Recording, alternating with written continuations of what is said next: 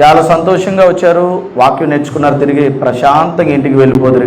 కానీ మధ్యలో ఒక చిన్న సమయాన్ని మీతో నేను పంచుకోవాలని అనుకుంటున్నాను. జాగ్రత్తగా మీరు వింటే కొన్ని విషయాలు మీతో నేను పంచుకుంటాను. ఇవన్నీ ఎందుకు చెప్పారు వాళ్ళిద్దరూ అంటే మరి మీకు ఎంతవరకు అర్థమైందో నాకు తెలియదు. భారతదేశంలో ప్రస్తుతానికి నడుస్తున్న దుస్థితి ఏంటంటే, క్రైస్తవ్యం అనగానే మనకి ఎక్కువగా గుర్తొచ్చే సభలు ఏంటంటే స్వస్థత సభలు. ఏ సభలు కావాలండి? ఎక్కువగా అసలు తండాలుగా ఖాళీ లేకుండా వెళ్ళి అసలు రిజల్ట్ బాగా వచ్చి అసలు నిండిపోయి మరలా పొంగిపోయి పొరులిపోయి వచ్చే సభలు ఏమైనా ఉంటే ఏ సభలు ఉంటాయండి? ఎక్కువ కదండి, స్వస్థత సభలు. ఆ తర్వాత ఏ సభలు ఉంటాయంటే రెండో కేటగిరీలో ఉజ్జీవ సభలు. ఏ సభలు అండి? ఆ తర్వాత లాస్ట్ లో వచ్చేవి ఏమొస్తాయంటే సువార్త సభలు కదా. ఇప్పుడు మీరు ఉజ్జీవ సభలు విన్నారు, సువార్త సభలు విన్నారు, స్వస్థత సభలు విన్నారు, మీరు ఎప్పుడు వింటూనే ఉంటారు. కానీ ఇది కొత్తగా మీకు అనిపించవచ్చు. కానీ ఒక విషయాన్ని అయితే మీకు చెప్తాను. ఈ సభల్లో మీరు ఎప్పుడు వినలేని సంగతులు విన్నారు అని నేను అనుకుంటున్నాను. అలా విన్నాను అనుకున్న వాళ్ళు గట్టిగా చప్పట్లు కూడా అండి. గుడ్. మరొకసారి ఇద్దరు నాకంటే ముందు మాట్లాడిన వారు ఏమైనా సామాన్యమైన వ్యక్తులు కాదు, జ్ఞానం లేని వారు కాదు. చాలా రీసెర్చ్ చేస్తే గానీ ఈ విషయాలు రావు. రాత్రి పగలు మీరు ఎంతసేపు వచ్చారు? ఎన్ని గంటలు మీరు వచ్చి ఉంటారు? నాకు తెలిసి అందరూ 11:30 తర్వాత వచ్చారు, ఇంచుమించు 12. అంటే ఇప్పటికి 4 గంటల సేపు మీరు వెచ్చించారు. కానీ ఈ సంగతులు తీయడానికి సుమారుగా 4 సంవత్సరాలు వారు వెచ్చించారు. అర్థం ఉంటుంది మీకు? 4 years రీసెర్చ్ చేస్తే మామూలుగా కాదు. మళ్ళీ క్రైస్తవుని టచ్ చేయాలంటే ఒక్కొక్కడికి వణుకు పుట్టాలి. అది మా టార్గెట్. అర్థమైందా? మీరు ఈరోజు చెప్పారు కదా, ఉజ్జీవ సభలు, స్వస్థత సభలు, సువార్త సభలు విని ఉంటారు. దిస్ ఈజ్ అవేర్నెస్ గాస్పెల్ సభ. అర్థమైందా? ఈ మీటింగ్ యొక్క ముఖ్య ఉద్దేశం ఏంటంటే మీకు అవేర్నెస్ రావాలి. ఎలా రావాలో కొన్ని మాటలు చెప్తాను, గబా చెప్తాను, గబా మీరు వినేస్తారు, గబా ఇంటికి వెళ్ళిపోదురు. కానీ నాకు ఇచ్చిన 1 hour బిలోయే నేను చెప్పడానికి ప్రయత్నిస్తాను. ఈరోజు ప్రస్తుతం ఉన్న క్రైస్తవ్యం పరిస్థితి భారతదేశంలో ఏంటో మీకు తెలుసు. అసలు చాలా మంది లాస్ట్ వరకు ఉండి దేవుని అందుకొని వెళ్తారని అనుకున్నాను. మన క్రైస్తవులకు వచ్చిన పెద్ద ప్రాబ్లం ఏంటంటే, దేవుడు ఒక మాట అన్నాడు, అంతవరకు సహించినవాడు అంతేనా? అంతవరకు సహించాలంట. కానీ మనం ఎలా ఉంటామంటే మధ్యలో మిడిల్ డ్రాప్ అయిపోతుంటాం. అవునా కదా? మధ్యలో చాలా పనులు, ఎవరికి పని లేదు. విషయం ఏంటంటే మనకే బాగా పని ఉంటుంది. అసలు ఖాళీగా ఉన్నవాడు ఎవరైనా ఉన్నారంటే దేవుడండి. మీకు తెలీదా? అరే మీకు తెలియలేని నిజం ఇది, రాసుకోండి. అసలు చాలా ఖాళీగా ఉన్నవాడు ఎవరైనా ఉన్నారంటే, అసలు ఈ ప్రపంచంలోని ఖాళీగా ఉన్న వ్యక్తి ఎవరైనా ఉన్నారంటే దేవుడండి. చాలా ఖాళీగా ఉంటాడు ఆయన. కానీ మీరు మాత్రం చాలా బిజీగా ఉంటారు. ఎంత బిజీ అంటే అసలు చెప్పలేనంత బిజీ, ఏ పనో తెలియలేనంత బిజీ. ఎందుకు వెళ్ళిపోయామో తెలియలేనంత బిజీ, ఎందుకు వెళ్ళిపోతాం కూడా తెలియలేనంత బిజీగా మనం ఉన్నాం. No problem. అయినా సరే ఉన్న మీతో కొన్ని విషయాలు, దైవికమైన విషయాలు మీతో నేను పంచుకుంటాను. మార్నింగ్ నుంచి చెప్పిన విషయాలు ఒక్కసారి ఆత్మావలోకనం చేసుకుని తదుపరి కొన్ని విషయాలు మీతో నేను పంచుకొని ముగిస్తాను. ఉదయాన్న జాన్ కోయ గారు ఒక మాట చెప్పారు. మీలో ఎంతమందికి తెలుసో తెలీదో ఒకసారి మరలా గుర్తు చేసుకోండి. ఒకనాడట నెరో చక్రవర్తి కాలంలో క్రైస్తవుల్ని అతి క్రూరంగా హింసించి ఆ యొక్క సిలువకు కట్టేసి వారిని ఆనాడు ఉన్నటువంటి పరిస్థితులు బట్టి ఎంత క్రూరంగా హింసించాడంటే వారికి నిప్పు పెట్టాడట.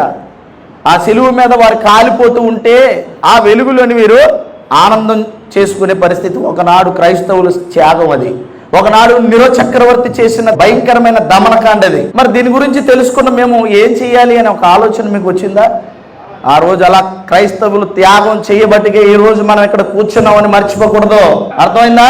4 గంటల కోసం నువ్వు ఒక 5 గంటల్లో ఒక రోజు సెమినార్ కూర్చొని వాస్తవాలు వినడానికి మనం సమయం ఇవ్వకపోతే వారు ప్రాణ త్యాగాలు చేసిన వారి విలువేంటి ఆలోచించండి ఒకసారి. ఎందుకు చెప్పని మాట. రెండోదిగా ఒక విషయాన్ని మీతో నేను పంచుకోవాలనుకుంటున్నాను. ప్రస్తుత భారతదేశంలో ఉన్న క్రైస్తవుల పరిస్థితి ఏంటంటే, భారతీయులు మనం కాదట. ఏం కాదట? భారతదేశంలో ఉన్న క్రైస్తవులు భారతీయులు కాదట. మరి ఎవరమే? ఎక్కడో విదేశీ మతం ఎవరు వచ్చారట? ఎవరు తీసుకొని వచ్చారట? దీన్ని ఎవరు తీసుకొచ్చారు? బ్రిటిషర్స్ తీసుకొస్తే వచ్చిన మతం అంటే ఇది. ఒక చిన్న విషయాన్ని మీతో చెప్తాను. ఒకవేళ నిజంగా బ్రిటిషర్స్ ఈ మతాన్ని తీసుకొస్తే బ్రిటిషర్స్తో పాటు ఈ మతం వెళ్ళిపోవాలా ఉండిపోవాలా? అర్థమైంది లేదా? బ్రిటిషర్స్ ఈ దేశం నుంచి వెళ్ళిపోయినండి, మతం కూడా వెళ్ళిపోవాలి. అవునా కదా? ఇదే మీకు ఒక చిన్న ఎగ్జాంపుల్. బ్రిటిష్ వారు వెళ్ళిపోయారు, ఇది మిగిలిపోయిందంటే అర్థం ఏంటంటే బ్రిటిష్ వారు రాకముందే ఇక్కడికి వచ్చింది, ఎప్పుడు ఇక్కడ ఉండిపోతుంది అని చెప్పడానికే దేవుడు ఈ మీటింగ్స్ని ఏర్పాటు చేశారు. ఒక మొదటి శతాబ్దం కాలంలో ఒక మహనీయుడు ఈ యొక్క గడ్డ మీద అడుగుపెట్టి ఎన్నో గొప్ప కార్యాలు చేశాడు. ఆయన గురించి ఉదయం వివరించారు. మరొకసారి మీకు జ్ఞాపకం చేసి నేను ముందుకు వెళ్ళిపోతాను. ఈ భారతదేశ చరిత్రను అంతటినీ తవ్వి చూస్తే చూశారనుకొని ఏముంటుంది? ఈరోజు మాట్లాడుతున్నారు అందరూ. మనం ఏమంట, భారతదేశంలో మనం పుట్టిన వారం కాదంట, మేము భారతీయులు. యాస్, ఏమని చెప్పాలి తెలుసా? మేము భారతీయులు ప్లస్ మేము ఇండియన్ క్రిస్టియన్స్ అని చెప్పుకోవాలి. మనం భారతదేశంలో పుట్టిన, ఈ గడ్డ మీద పుట్టిన భారతీయులుగా పిలువబడుతున్న క్రైస్తవులు మేము. ఎంత దౌర్భాగ్య పరిస్థితులు! భారతదేశంలో ఉక్కు పాదంతో క్రైస్తవ్యాన్ని తొక్కేద్దాం అనుకుంటున్నారు. మీకు తెలుసా? అసలు మీకు ఎవరికి తెలియని ఒక నిజం చెప్తాను. మరి జాన్ కోయ గారు ఒక విషయాన్ని జ్ఞాపకం చేశారు. ఏంటో తెలుసా? ఏం చేశారు? ఈ భారతదేశంలో క్రైస్తవుడు రాకముందు సతీ సాగమనం ఉండేది. అవునా? సతీ సాగమనం అంటే భర్త చచ్చిపోతే భర్తతో పాటు ఎవరు ఉండాలి? ఎవరు చచ్చిపోవాలి? భార్యను కూడా చచ్చిపోవడం కాదు, చంపేసేవారు. ఏం చేసేవారు? చంపేసేవారు. దయా దాక్షిణ్యం లేకుండా ఏం చేసేవారు అంటే సోషల్ మర్డర్. సతీ సాగమనం ఎవరు చాపారంటే విలియం కేరీ.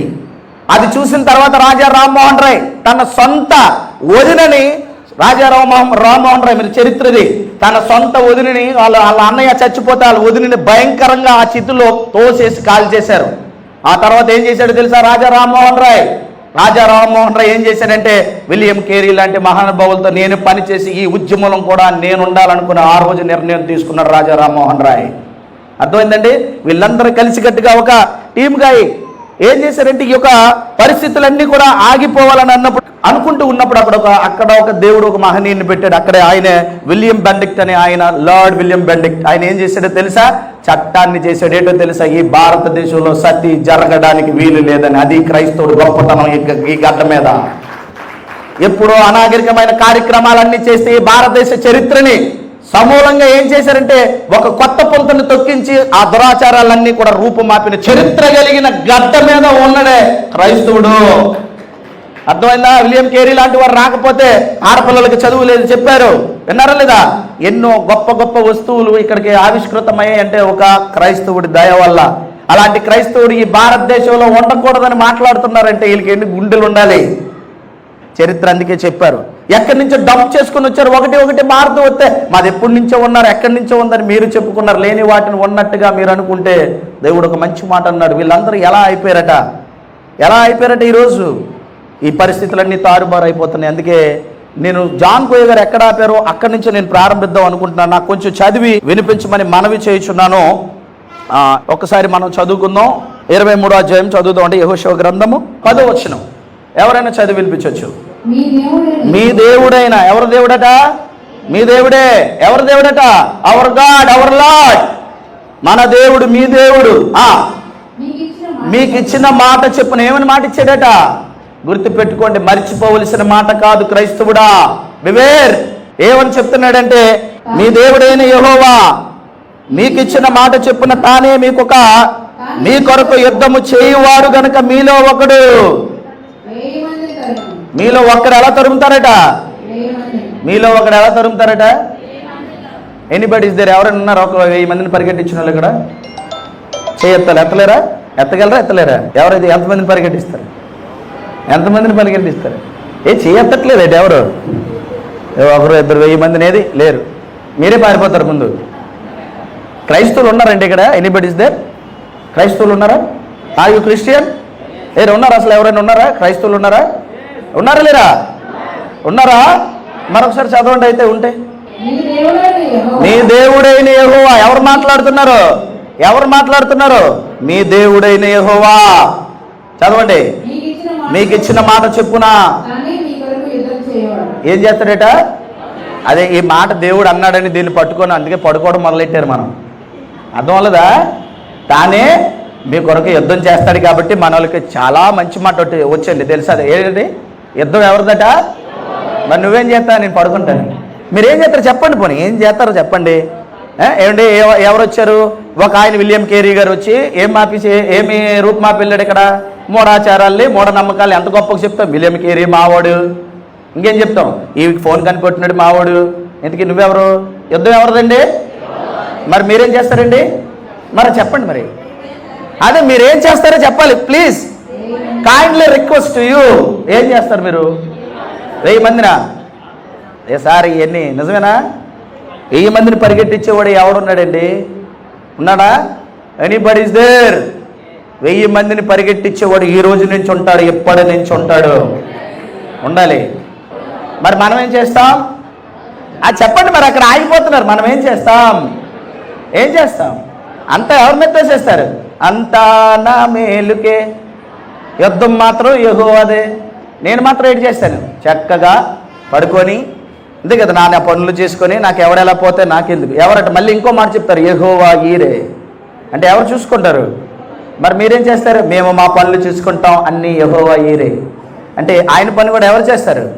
ఎంత మంచి వాళ్ళు. మీ అందరికీ నిజంగా వండర్ఫుల్. మీ అందరికీ కూడా ముందుగా ఒక నమస్కారం పెడుతున్నాను, అంటే వందనాలు మాత్రమే, చెప్పించు కాదు. మీ అందరికీ కూడా మంచి వందనం చేస్తాను. ఎందుకంటే పడుకున్నప్పుడు వారు మంచి ప్రార్థన చేస్తారు. మీరు ఏంటో తెలుసా? దేవా, నేను పడుకుంటున్నాను, నాకు ఒక మంచి 2 బంగారు దూతల్ని కాపలాగా ఇవ్వండి. ఏ వెండి అయితే వద్దా? వద్దు, ఓన్లీ గోల్డ్. రేట్ ఎక్కువ ఉంది, ఇప్పుడు పంపలేడు దేవుడు. ఏమంటారు మరి? కొంచెం 87,000 ఎంతో అవుతుంది కదా తులం. మరి మీరు బంగారు దూతలు అడిగారు, ఎన్ని కేజీలు ఉంటాయో? ఏమర్రా, నిజమా అబద్ధమా? ప్రార్థన చేసినప్పుడు ఎప్పుడైనా ఆలోచించావా? నీకు ఇద్దరు ఏంటి, ఎవరు కావాలంటే కాపలా? ఏం పని చేసేవని? ఊరంతా తిరిగి రాత్రి నిద్ర పట్టి ఎవడ దొంగోడు రాకుండా మళ్ళీ కాపలా ఎవరు ఉండాలి? దోతలు. ఏ పని చేసి వచ్చావు నాయనా? ఏ పని చేసి వచ్చావు? మళ్ళీ కాపలు అడుగుతున్నావు కదా. నేను ఒక చిన్న రిక్వెస్ట్, ఇప్పుడు మన దగ్గరలోని మీ పోలీస్ స్టేషన్లు ఉంటాయి కదా, అర్జెంటుగా మీరు వెళ్ళి ఈ రాత్రికి చిన్న రిక్వెస్ట్ చేయండి. ఏమండి, పోలీస్ స్టేషన్లో ఒక చిన్న రిపోర్ట్ రాసి ఇవ్వండి, రాత్రికి నాకు నిద్ర రావట్లేదు, 2 పోలీసులు కాపలా పంపండి అని అడగండి వెళ్ళి. ఎవరా? ఎందుకు ఎవరండి? నేను ఈ భారతదేశ పౌరుణ్ణి కదా, ఈ పట్టణ పౌరుణ్ణి, ప్లీజ్ నాకు నిద్ర రావట్లేదు, 2 పోలీసులే మా బయట కాపలా పెట్టండి. ఇస్తారా? 2 పోలీసులు నీకు ఎవరు కానీ పరలోక దూతలు మాత్రం ఎవరిచ్చేయాలి? ఏం చేసావని ఇవ్వాలి? ఏం చేసావని ఇవ్వాలి? మళ్ళీ మామూలు దూతలు అయితే వద్దు. ఏ దూతలు కావాలి? నాకు తెలియక అడుగుతాను, నేను చదవలేదు ఎప్పుడు. బైబిల్లో బంగారు దూతలు ఉన్నట్టు ఉందా అసలు? ఉందా? మరి మీరు పెయింట్ వేసారా? మరి ఎవరేసారు ఈ గోల్డ్ కలరు? మరి ఇది కూడా పెయింటే కదా. నిజమే. మరి ఇలాంటి పెయింట్లు కొట్టి మాటలు పక్కన పెట్టి సత్యంలోకి రండి. అందుకే అవేర్నెస్ మీటింగ్ అర్థమైందా లేదా?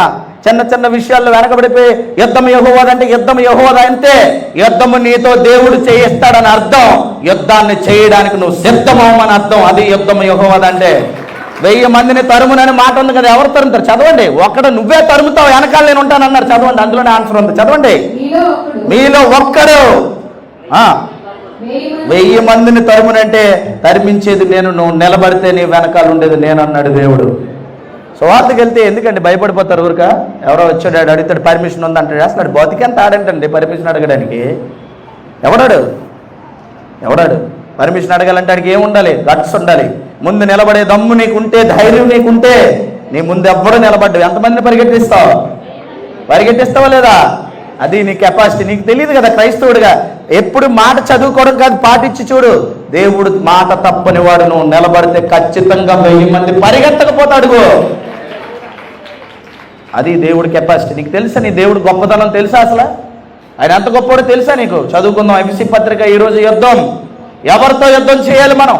ఒకరోజు దావీదు గారు కత్తి పట్టుకుంటే 10,000 మందిని కొట్టినంత వరకు దిగలేని వీరుడది. శరీరక యుద్ధం చేశాడు. యెహోషువ గారు యుద్ధాలు చేశారు. మోషే గారు యుద్ధాలు చేశారు. అబ్రహాం గారు యుద్ధాలు చేశారు. రాజులు యుద్ధాలు చేశారు. ఎందరో యుద్ధాలు చేసిన తర్వాత యేసుక్రీస్తు కాలం వచ్చింది. వచ్చిన తర్వాత యుద్ధంలో మార్పు జరిగింది. శారీరక యుద్ధాలు సమస్య పోయిక ఏం జరగాలంటే ఇక జరగవలసిన ఒక మహా సంగ్రామం ఉంది. ఆ యుద్ధంలో నువ్వు కూడా ఒక వీరుడిగా ముందుకు రా అంటున్నాడు దేవుడు. దాన్ని చక్కగా పౌలు గారితో మాట్లాడిచిన ఒక సందర్భాన్ని మనం చదువుకుందాం. చూద్దాం ఒక్కొక్కటి. చూడండి అక్కడ ఏముంటుందంటే, మనం ఎఫెసీ పత్రిక 6వ అధ్యాయము అక్కడ ఏముందో చదువుదాం. ఏమనుంది? తుదకు ప్రభు యొక్క మహాశక్తిని బట్టి బలవంతులై ఆయన యందు ఉండుడి. ఎవరు యందు ఉండమన్నాడు? ఏమని చెప్పాడంటే, తుదకు ప్రభు యొక్క మహాశక్తిని బట్టి ఆయన యందు ఎలా ఉండాలన్నాడు? ఉదయం నుంచి అది చేస్తుంది అదే. నైకీ అంటాడు, టైకీ అంటాడు. అర్థం లేదా? అసలు ఈయన ఏం చెప్తున్నాడు? నైకీ అంటాడు, టైకీ అంటాడు, ఉమ్మో అంటాడు, ఓయేషో అంటాడు. మీరు ఎప్పుడైనా వింటే కదా అర్థమైందా? ఎలా ఉంటుంది? ఎప్పుడు వెళ్ళినడికి వెళ్ళకూడదు. ఉమ్మో ఎవరు, ఓయేషో ఎవరు, టైకీ ఎవరు, నైకీ ఎవరు, టెర్రఫిమ్ ఎవరు? అర్థం అసలు ఈ భాష అంతా కొత్తగా ఉంది మనకి కదా, చాలా కొత్తగా ఉంది. ఆయన చెప్తుంటే ఆయన కాస్త అందరూ వచ్చాం కాబట్టి ఇది విన్నట్టుగా అనుకోవాలంటున్నాను. నేను ఒక్క మాట చెప్తాను, జాగ్రత్తగా వినాలి, మీ మనస్సు నొచ్చుకోవాలి. ఎందుకో తెలుసా? భారతదేశంలో క్రైస్తవ్యాన్ని అంతరించడానికి దశ దిశల అన్ని విధాలుగా అన్ని విషయాల్లో దాడులు జరుగుతుంటే ఇంకా నువ్వు ఇక్కడ కూర్చొని ఉంటే రేపు నీ తరానికి ఏ జ్ఞానం చెప్తావు? నువ్వు ఏం చెప్తావు చెప్పు? అంతా మనకు కావాల్సింది ఎందుకు ఏం కావాలో తెలుసా? మనందరికీ ఆశీర్వాదాలే కావాలండి. ఏం కావాలి? ఆశీర్వాదాలే. ఆ సభకి వెళ్తే ఇప్పుడు కొంతమంది వెళ్ళిపోయారు. అక్కడేంటి నైకి అంటాడు, టైకి అంటాడు, ఓమ్మో ఓయాషో, తర్వాత ఇంకేంటి ఇంకేవేవో చెప్పాడు. అక్కడికి వచ్చిన తర్వాత అశూర్ దేవతలు అంటారు, ఇవన్నీ చెప్పారు. ఇవన్నీ అవసరమా? మళ్ళీ ఏం మాట్లాడతారంటే ఇవన్నీ చెప్పారు, బాగానే ఉందండి. ఇప్పుడు వాళ్ళని మనం విమర్శించకూడదు కదండి. ఇప్పుడు విమర్శించామా నిజం చెప్తున్నావా? కరెక్ట్ చెప్పాలి. సత్యం చెప్పామా విమర్శించామా? ఏమంటే మీరు అందరూ ఒకరోజు అలాగుండి మారినోలే కాదా? అవునా కదా? నిజాన్ని చెప్పాలా వద్దా? నీ బోటి వారి ఈ భారతదేశంలో మాది మాది మాది మాది అని సంకలు కొట్టుకొని మాకంటే ముందు లేదు, మాకంటే తర్వాత లేదు, మాది ముందు నుంచి ఉంది, ఆది నుంచి ఉందన్న అన్నవాడికి ఒరే ఆది నుంచి ఉండడం ఏంట్రా బచ్చా? ఒక అశూర్ నుంచి, ఒక రోమా నుంచి, ఒక గ్రీకు నుంచి కాపీ కొట్టుకున్నోళ్ళరా మీరని మనం తాపీగా చెప్పగలగాలి క్రైస్తవుడు అంటే. అర్థమైందా? నువ్వు కాపీ కొట్టుకున్నాడు అని తాపీగా చెప్పాలి మనం. అది జ్ఞానం అంటే. ప్రపంచానికి తలామానికంగా ఉన్నవాడే క్రైస్తవుడు. అవునా కదా? ఒక బిల్ గేట్స్ ఎవరండి? ఎవరు చెప్పండి? బిల్ గేట్స్ ఎవరు? కాదా? కాదా? ఎలన్ మస్క్ ఎవరు చెప్పండి? ఎలన్ మస్క్ ఎవరు? ప్రపంచంలో ఉన్న అన్ని రంగాల్లో కూడా ఆధిపత్యం చెలాయించింది one and only Christian. What about you? నువ్వేం నేర్చుకున్నావు? ఎవరైనా చెప్తే ఎందుకండి వాళ్ళ గురించి మనకని అంటున్నావు? బాగుంది, ఒప్పుకున్నాం. వాళ్ళ గురించి మనకి ఎందుకు అన్నారో బాగానే ఉంది. ఇది మీకు బాగా అర్థం అవ్వాలి సబ్జెక్టు. వాళ్ళ గురించి మనకు ఎందుకు సార్, వాళ్ళు ఏం చేస్తేనని. వాళ్ళు ఏం చేసుకుంటే మనకెందుకు? మంచిదే. మరి మనం ఏం చేసుకుంటే వాళ్ళకెందుకు? అవునా కదా? యేసుప్రభు భారతదేశానికి రాలేదు, బ్రిటిష్ వాడు తీసుకొచ్చాడు కదా. ఇలాంటి మాట్లాడుతూ మీకు ఇంకా బాధాకరమైన సంగతులు కొన్ని చూపిస్తాను, అవన్నీ మీరు చూడాలి. చదువుదాం. ఫస్ట్ మనం ముందుకెళ్దాం. 2వ వచనం ఏమై ఉంది? మీరు అపవాది తంత్రములను ఎదురించుటకు శక్తిమంతులగునట్లు ఏం చేయాలట? దేవుడిచ్చుగా సర్వాంగ కవచమును ధరించుకొనిడి. ఎలాగనగా మనం పోరాడుది శరీరాలతో కాదు గాని ప్రధానంతో, అధికారులతో, ప్రస్తుత అంధకార సంబంధము లోకనాథులతోనూ, ఆకాశ మండలమందున్న దురాత్మల సమూహముతోనూ. ఉందా పోరాటం? లేదా మనకి? ఒక విషయం చెప్తాను బాగానండి. ఈరోజు క్రిస్టియానిటీలో అంత ఆరాటపడే క్రైస్తవులు తప్ప పోరాటం చేసే క్రైస్తవులు ఎవరు లేరు. ఉన్నారా? అందరూ ఆరాటమే. ఏంటి కావాలి? ప్రభువా నాకు అది ఇచ్చే, ప్రభువా నీకు ఇది ఇచ్చే. మనోళ్ళు కూడా అదే చెప్తారు. నువ్వు యేసు ప్రభుని నమ్ము, ఏటి కడతావట? ఇల్లు కట్టుకుంటావు. బాగుంది. ఎంతమందికి ఇల్లులు ఉన్నాయి? నువ్వు యేసు ప్రభుని నమ్ము, నీకు పెళ్లి జరుగుతుంది. Very good. నువ్వు యేసు ప్రభుని నమ్ము, నీకు పిల్లలు పుడతారు. Very very good. యేసు ప్రభుని నమ్ము, ఆరోగ్యంగా ఉంటావు. మంచిది. యేసు ప్రభుని నమ్ము, నీకు బోల్డ్ వస్తాయి అన్నాడు. ఇవన్నీ బాగానే ఉన్నాయి. కానీ నేను చిన్న విషయాన్ని మీకు అడుగుతాను. యేసుక్రీస్తు దగ్గర మరి ఈ సత్యం మనం తెలుసుకోవాలి కాబట్టి, యేసు ప్రభు జీవితకాలంలో ఎంతమందిని ధనవంతులు చేశాడు? మత్తయి, మార్కు, లూకా, యోహాను 4 సువార్తల్లో చెప్పండి సార్. మీరు బాగా బైబిల్ చదివిన వాళ్ళు, మీరు చాలా తెలివిన వాళ్ళు. సెమినార్కి వచ్చారంటే ఊరకి రారు. మత్తయి, మార్కు, లూకా, యోహానులో ఈ 4 సువార్తల్లో యేసుక్రీస్తు ఎంతమందిని ధనవంతులు చేశాడు? ఎంతమందిని అండి? ఎంతమందిని చేశాడు? మీకు ఒక విషయం చెప్పనా? ధనవంతులు ఉంటే అమ్మి సువార్తకి ఇచ్చేయమన్నాడు. ధనవంతులు ఎవరు చేశారా? మరి ఈరోజు ధనవంతులు అయిపోతామని చెప్తున్నారేంటి? ఎక్కడో తేడా కొడుతుంది. 4 సువార్తలు బాగా వినాలి మీరు. యేసుప్రభుని నమ్మితే, నన్ను నమ్మిన వెంటనే నీకు పిల్లలు ఇస్తానని 4 సువార్తలు యేసుప్రభు ఎక్కడని చెప్పాడా? నన్ను నమ్మిన వారు ఇల్లు కట్టుకుంటానని ఎక్కడైనా చెప్పాడా? ఎక్కడైనా? 4 సువార్తల్లో ఎక్కడైనా పిల్లలు పుడతారు, ఇల్లు కట్టుకుంటాను, లేదా ధనవంతుడిని చేస్తాను. మరి ఎక్కడికి వెళ్ళి అలాగే అంటున్నారు కదా. నువ్వు యేసుని నమ్ముకున్నాను నేను, నాకు 4 పిల్లలు పుట్టారు. యేసుని నమ్మలేని వాడికి 13 మంది పిల్లలు పుట్టారు. ఏంటంటావు? అంతే కదా? చెప్పు. ఇప్పుడు చెప్పాలి. యేసుని నమ్మలేదు అతనికి 13 మంది. అవునండి. మా అమ్మగారికి నేను యేసుప్రభుని నమ్మక ముందే పుట్టాను. మరి ఇప్పుడు ఏంటంటారు? అర్థమైందండి. నేను ఒక హైందవ కుటుంబం నుంచి రక్షింపబడిన వాడిని. మా అమ్మగారికి నేను, మా అక్క, మా చెల్లి, మరి మేము ముగ్గురం మా అమ్మకి యేసుప్రభుని నమ్మకుండానే మేము పుట్టాం. మరి ఏమంటారు? మీ సాక్ష్యం అది పక్క వెళ్ళిపోయింది లేదా? అవునా? నాకు నేను యేసుని నమ్మానండి, ఉద్యోగం వచ్చింది అన్నాడు. నువ్వు యేసుకు నమ్మకముందే నీకంటే నీ పెద్దోడు ఉన్నాడు కదా హెడ్, యేసుని నమ్మలేనోడే నీకు హెడ్. మరి ఏమంటావు? చెప్పలే. నీకు దేవుడు ఇచ్చాడని మాట బాగుంది, కానీ దీన్నే నమ్ముకున్నాను, ఇక్కడే నా దేవుడు ఇచ్చాడంటే నీ విశ్వాసం పక్కకు పోతుంది. అర్థమైంది లేదా? యేసుని నమ్మితే పిల్లలు పుడతారు, యేసుని నమ్మితే ఇల్లు వస్తారు, యేసుని నమ్మితే యేసుని నమ్మితే ఏం వస్తుంది అంటే రోషం వస్తుంది. అది వచ్చిందా లేదా మీకు? రాలేదా? ఎవరు చెప్పుకుంటారు మీకు సభల్లో ఎప్పుడు చూపినా ఇవే కదా చెప్తారు. యేసుని నమ్మితే రోషం రావాలి, యేసుని నమ్మితే పౌరుషం రావాలి, యేసుని నమ్మితే జ్ఞానం రావాలి. వచ్చిందా? యేసుని నమ్మితే ఏమి రావాలి? జ్ఞానం రావాలి. యేసుని నమ్మితే పోరాటం రావాలి. అలా నమ్మిన ఒక క్రైస్తవుడు చెప్పుతున్న మాట, ఎలాగనగా మనం పోరాడినది శరీరాలతో కాదు కానీ ప్రధానులతో, అధికారులతో, ప్రస్తుత అంధకార సంబంధముగా లోకనాథులతో, ఆకాశ మండలం ముందున్న దురాత్మ సమూహములతోనూ మనము పోరాడుచున్నామని చెప్పిన క్రైస్తవుడు చెప్పిన మాటది. ఏమర్థమైంది నీకు? ఏమర్థమైంది చెప్పు. నమ్ముకుంటే ఇవ్వస్తే అవ్వస్తే నో. ఈ భూమి మీద నిన్ను దేవుడు నమ్మి నిన్ను పోరాటానికి పిలిచాడు. ఆరాటపడి ఈ భూమి మీద బ్రతకాలని కాదు. ఏదో ఒక రోజు ఎక్కడో ఒక రోజు ఏదో ఒక సమయంలో మన జీవితం రాలిపోతుంది. పాలస్తీనాలో చూసుకుంటే పరిస్థితి, ఆ యొక్క దేశం అంతా కూడా ఏమైపోయింది? ఇజ్రాయెల్ పక్కనున్న ఏ దేశం అది? గాజా దేశం అంతా ఏమైపోయింది? మట్టి కొట్టుకుపోయింది. ప్రపంచ పటం నుంచి చెరిపేయాలనుకుంటున్నారు ఒకరోజు ఎన్నో దేశాలు. ఎంతో మంది ఆ యుద్ధం చేసిన తర్వాత ఏం జరిగిందంటే ఆ దేశంలో సుమారుగా 16,000 మంది చచ్చిపోయారు. ఎంతమంది అండి? 16,000 మంది. అందులో 9,000 మంది పిల్లలే చచ్చిపోయారు. ఈ యుద్ధం వల్ల జరిగేది ఏముందో చెప్పండి. అవునా? ఈ పోరాటాలు కాదు మనకు కావాల్సింది. ఇక్కడ ఎలా ఉంచి ఒక్కసారి మత్తయి సువార్తలో యేసుక్రీస్తు ఏం చెప్పాడో చూద్దాం మనం. మత్తయి సువార్తలో యేసుక్రీస్తు చెప్పిన మాట, మత్తయి సువార్త 24వ అధ్యాయం 6వ వచనం. తొందరగా నేర్చుకుందాం. మీరు యుద్ధముల గురించి, యుద్ధ సమాచారాల గురించి వినబోదురు అన్నాడా లేదా? యేసుక్రీస్తు ఈ భూమి మీదకి రాకపోతే, యేసుక్రీస్తు లేకపోతే ఈ మాట చెప్పాడు కదా, నెరవేరిందా లేదా? నెరవేరిందా? యుద్ధాలు లేవా? యేసు ప్రభు తర్వాత అతి భయంకరమైన 2 ప్రపంచ యుద్ధాలు ప్రపంచంలో జరిగాయి. ఎన్నో దేశాలు ఏమంటారు, ఈ యొక్క కోల్డ్ వార్స్ జరిగాయి. ఎన్నో దేశాల్లో జరిగాయి లేదా? ఇప్పుడు కూడా మన కళ్ళతో చూసాం. హమాస్ ఇజ్రాయెల్ యుద్ధాన్ని చూసాం. అవునా? ఇంకేటి చూసాం? రష్యా ఉక్రెయిన్ యుద్ధం చూసాం. చూస్తూనే ఉన్నాం. అవునా కదా? యేసుక్రీస్తు ఈ లోకానికి రాకపోతే, యేసుక్రీస్తు లేకపోతే ఈ మాట ఎలా నెరవేరుతుంది?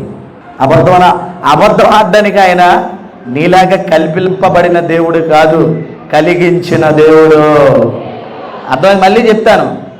అబద్ధం ఆడడానికి ఆయన మీలాగా కలిగించిన దేవుడు కాదు, కలిగించిన దేవుడు. ఆయన కల్పించిన దేవుడు కాదు. ఎవరైనా వాస్తవే కదా? నిజమేనా? నువ్వు నమ్మిన దేవుడే నీ జీవాధిపతి, నువ్వు నమ్మిన దేవుడే నీ రక్షణ, నీ నమ్మిన దేవుడే నీ బలం, నువ్వు నమ్మిన దేవుడే నీ కోట, నువ్వు నమ్మిన దేవుడే నీకు అండని చెప్తున్నాడు దేవుడు. యుద్ధాల గురించి విన్నాం. ఎన్ని యుద్ధాలు చేశారు ఈ లోకంలో. కానీ ప్రతి యుద్ధం మారణ హోమాన్ని చేసి ప్రతి తరాన్ని కూడా నాశనం చేసింది. యేసు కాలం వచ్చిన తర్వాత యుద్ధంలో మార్పు చేస్తే ఆ క్రైస్తవుడు చెప్పాడు. ఏమన్నా తెలుసా? చదువుదాం. ఎలాగనగా మనం పోరాడినది ఎవరితో కాదట? శరీరాలతో కాదు. శరీర పోరాటం ఎప్పుడు కూడా ఆరాటంగానే మిగిలిపోతుంది. కానీ నువ్వు పోరాడవలసింది ఎవరితోనట? ప్రధానులతోనూ, అధికారులతోనూ, ప్రస్తుత అంధకార సంబంధులకు లోకనాథులు ఉన్నారు. ఆ లోకనాథులు ఎవరో కాదు, కమలనాథులు. ఇప్పుడు మనకి అర్థమే ఉంటుంది. అర్థమలేదా? అర్థమైందా? ఎందుకు రాయించాడు అనుకున్నాను. ఆ లోకనాథులు కాదు, కమలనాథులు. ఉందా లేదా బైబిల్లో? లోకంలో వాళ్ళు నాదులట ఈరోజు. అవునండి, చాలా మంచోళ్ళు. ఒక భారతదేశంలో జరుగుతున్న ఎంత భయంకర పరిస్థితులు జరుగుతున్నా వీళ్ళందరికీ ఎప్పుడండి చెప్తాం మనం సువార్త? ఎక్కడికక్కడికి కుంభమేళకి ఎంతమంది వెళ్ళారంటో తెలుసా? సుమారుగా 1 కోట్ల మంది వెళ్ళిపోతున్నారంట. కారణం ఏంటంటే సత్యం తెలియకపోవడం, క్రైస్తవుడిగా నువ్వు సువార్త చెప్పకపోవడం. అవునా కదా? ఎందుకు వెళ్ళారు తెలుసా? ఎవరికైనా కుంభమేళాలో ఏం జరిగింది? 30 మంది చచ్చిపోతే ఒక ప్రశ్న వేశాను నేను. వారిని అడిగినప్పుడు ఏం అడిగానో తెలుసా? మీరు నా వీడియోస్ చూడొచ్చు, మేము చేసిన వీడియోస్ చూడొచ్చు, నేను కానీ, అనిల్ గారు కానీ, లేదంటే మరి జాన్ కోయ్య గారు కానీ. ఒక విషయాన్ని మీతో పంచుకుంటాను నేను. కుంభమేళాలో ఎంతమంది చచ్చిపోయారు? ఎవరి దగ్గరికి వెళ్ళి చచ్చిపోయారు? ఏమండి? తిరుపతిలో ఎంతమంది చచ్చిపోయారు? ఎవరి దగ్గరికి వెళ్ళి చచ్చిపోయారు? చెప్పాలి. ఎవరి దగ్గరికి వెళ్ళి చచ్చిపోయారు? భక్తులే కదండి వీళ్ళందరూ. చచ్చిపోయారా? మరి ఇంతమంది భక్తులు చచ్చిపోతే దేవుళ్ళందరూ ఎక్కడున్నారు? ఏమయ్యారు? డౌట్ రాలేదా మీకు? మీకు విషయం ఏంటంటే భక్తులు అయితే కుంభమేళాకి వచ్చారు, కానీ దేవుళ్ళు మాత్రం ఎవరు రాలేదు. ఎందుకంటే జనాలు తొక్కేస్తారని. మీకు అర్థం కదా? భక్తులు అందరూ వచ్చారు, దేవుళ్ళు మాత్రం ఎవరు రాలేదు. 33,33,33,333 మంది దేవుళ్ళు ఎవరు రాలేదు. ఎందుకంటే ఆ కుంభమేళాలో మమ్మల్ని ఎక్కడ అదా తొక్కేస్తారని భయపడి ఎవ్వరు రాలేదు. అందుకని చచ్చిపోయారు. నేను నిజం చెప్తున్నాను. ఈరోజు 7,500 కోట్ల రూపాయలు ఆ యొక్క యూపీ ప్రభుత్వం 7,500 కోట్ల రూపాయల కుంభమేళా కోసం వెచ్చించిందంటే ఆలోచించాలి ఏం జరిగిందని. తొక్కిసలాట జరిగి జనం చచ్చిపోతే ఏముందండి? ఒక మాట చెప్పండి.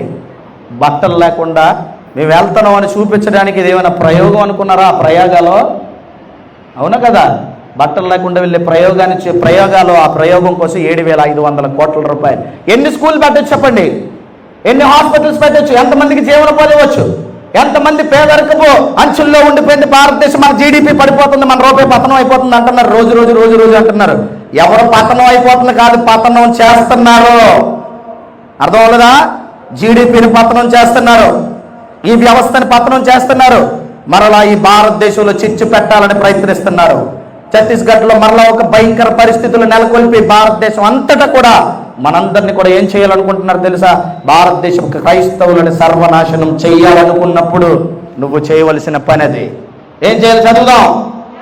యాలయనగా మనము పోరాడినది శరీరాలతో కాదు గాని ప్రధానతో, అధికారులతో, ప్రస్తుత అంధకార సంబంధాలలో, లోకనాథులతో, ఆకాశ మండలం మందున్న దురాత్మ సమూహాలతో నువ్వు పోరాడాలి. ఇంకా చదువుదాం, ముందుకెళ్దాం తొందరగా. అందుచేత మీరు ఆపద్దిన మందు వారిని ఎదిరించుటకు. మనకి ఏ దినం ఉంది ఇప్పుడు? This is Bible. నేను చెప్పిన మాట కాదు. ఏ దినం అంటది? ఇప్పుడు ఉన్నది ఆపద్దినమే. ఇప్పుడు వచ్చిన ఆపద్దినమే క్రైస్తవ్యానికి భారతదేశంలో. Not only Chhattisgarh, not only Rajasthan, ఈ అన్ని రాష్ట్రాలు, నార్త్లో ఉన్న అన్ని రాష్ట్రాల్లో కూడా ఒక భయంకర బిల్లుని పెట్టబోతున్నారు. ఏంటో తెలుసా? Anti Christian bill. ఆల్రెడీ దాన్ని పార్లమెంట్లో పెట్టడానికి, రాబో కాలంలో చేయడానికి ప్రయత్నిస్తూ ఉన్నారు. What about you? చదవండి, అక్కడ ఏముంది? అందుచేత మీరు ఆపద్దిన మందు, ఆపదలు ఉన్నాము లేదా? ఆపద్దిన మందు వారిని ఎదిరించమనడం లేదా? కానీ మనలో ఏమంటారంటే ఒక మంచి మాట చెప్తారు. మరి ఎవరు నేర్పారు నాకు తెలియదు, కానీ ఆ మహానుభావులకు నమస్కారం, పెద్దలందరికీ. ఏం చెప్పినా సరే మన నోటంటే వచ్చేదంటే ప్రార్థన చేద్దాం బ్రదర్. మరి ఎంత ప్రార్థన చేస్తారో నాకు తెలియదు. మరి ఎవడు అడగండి, సాయం చేద్దాం బ్రదర్ అని ఒక్క క్రైస్తవుడు అంటండి. ఫస్ట్ ఏమంటారు?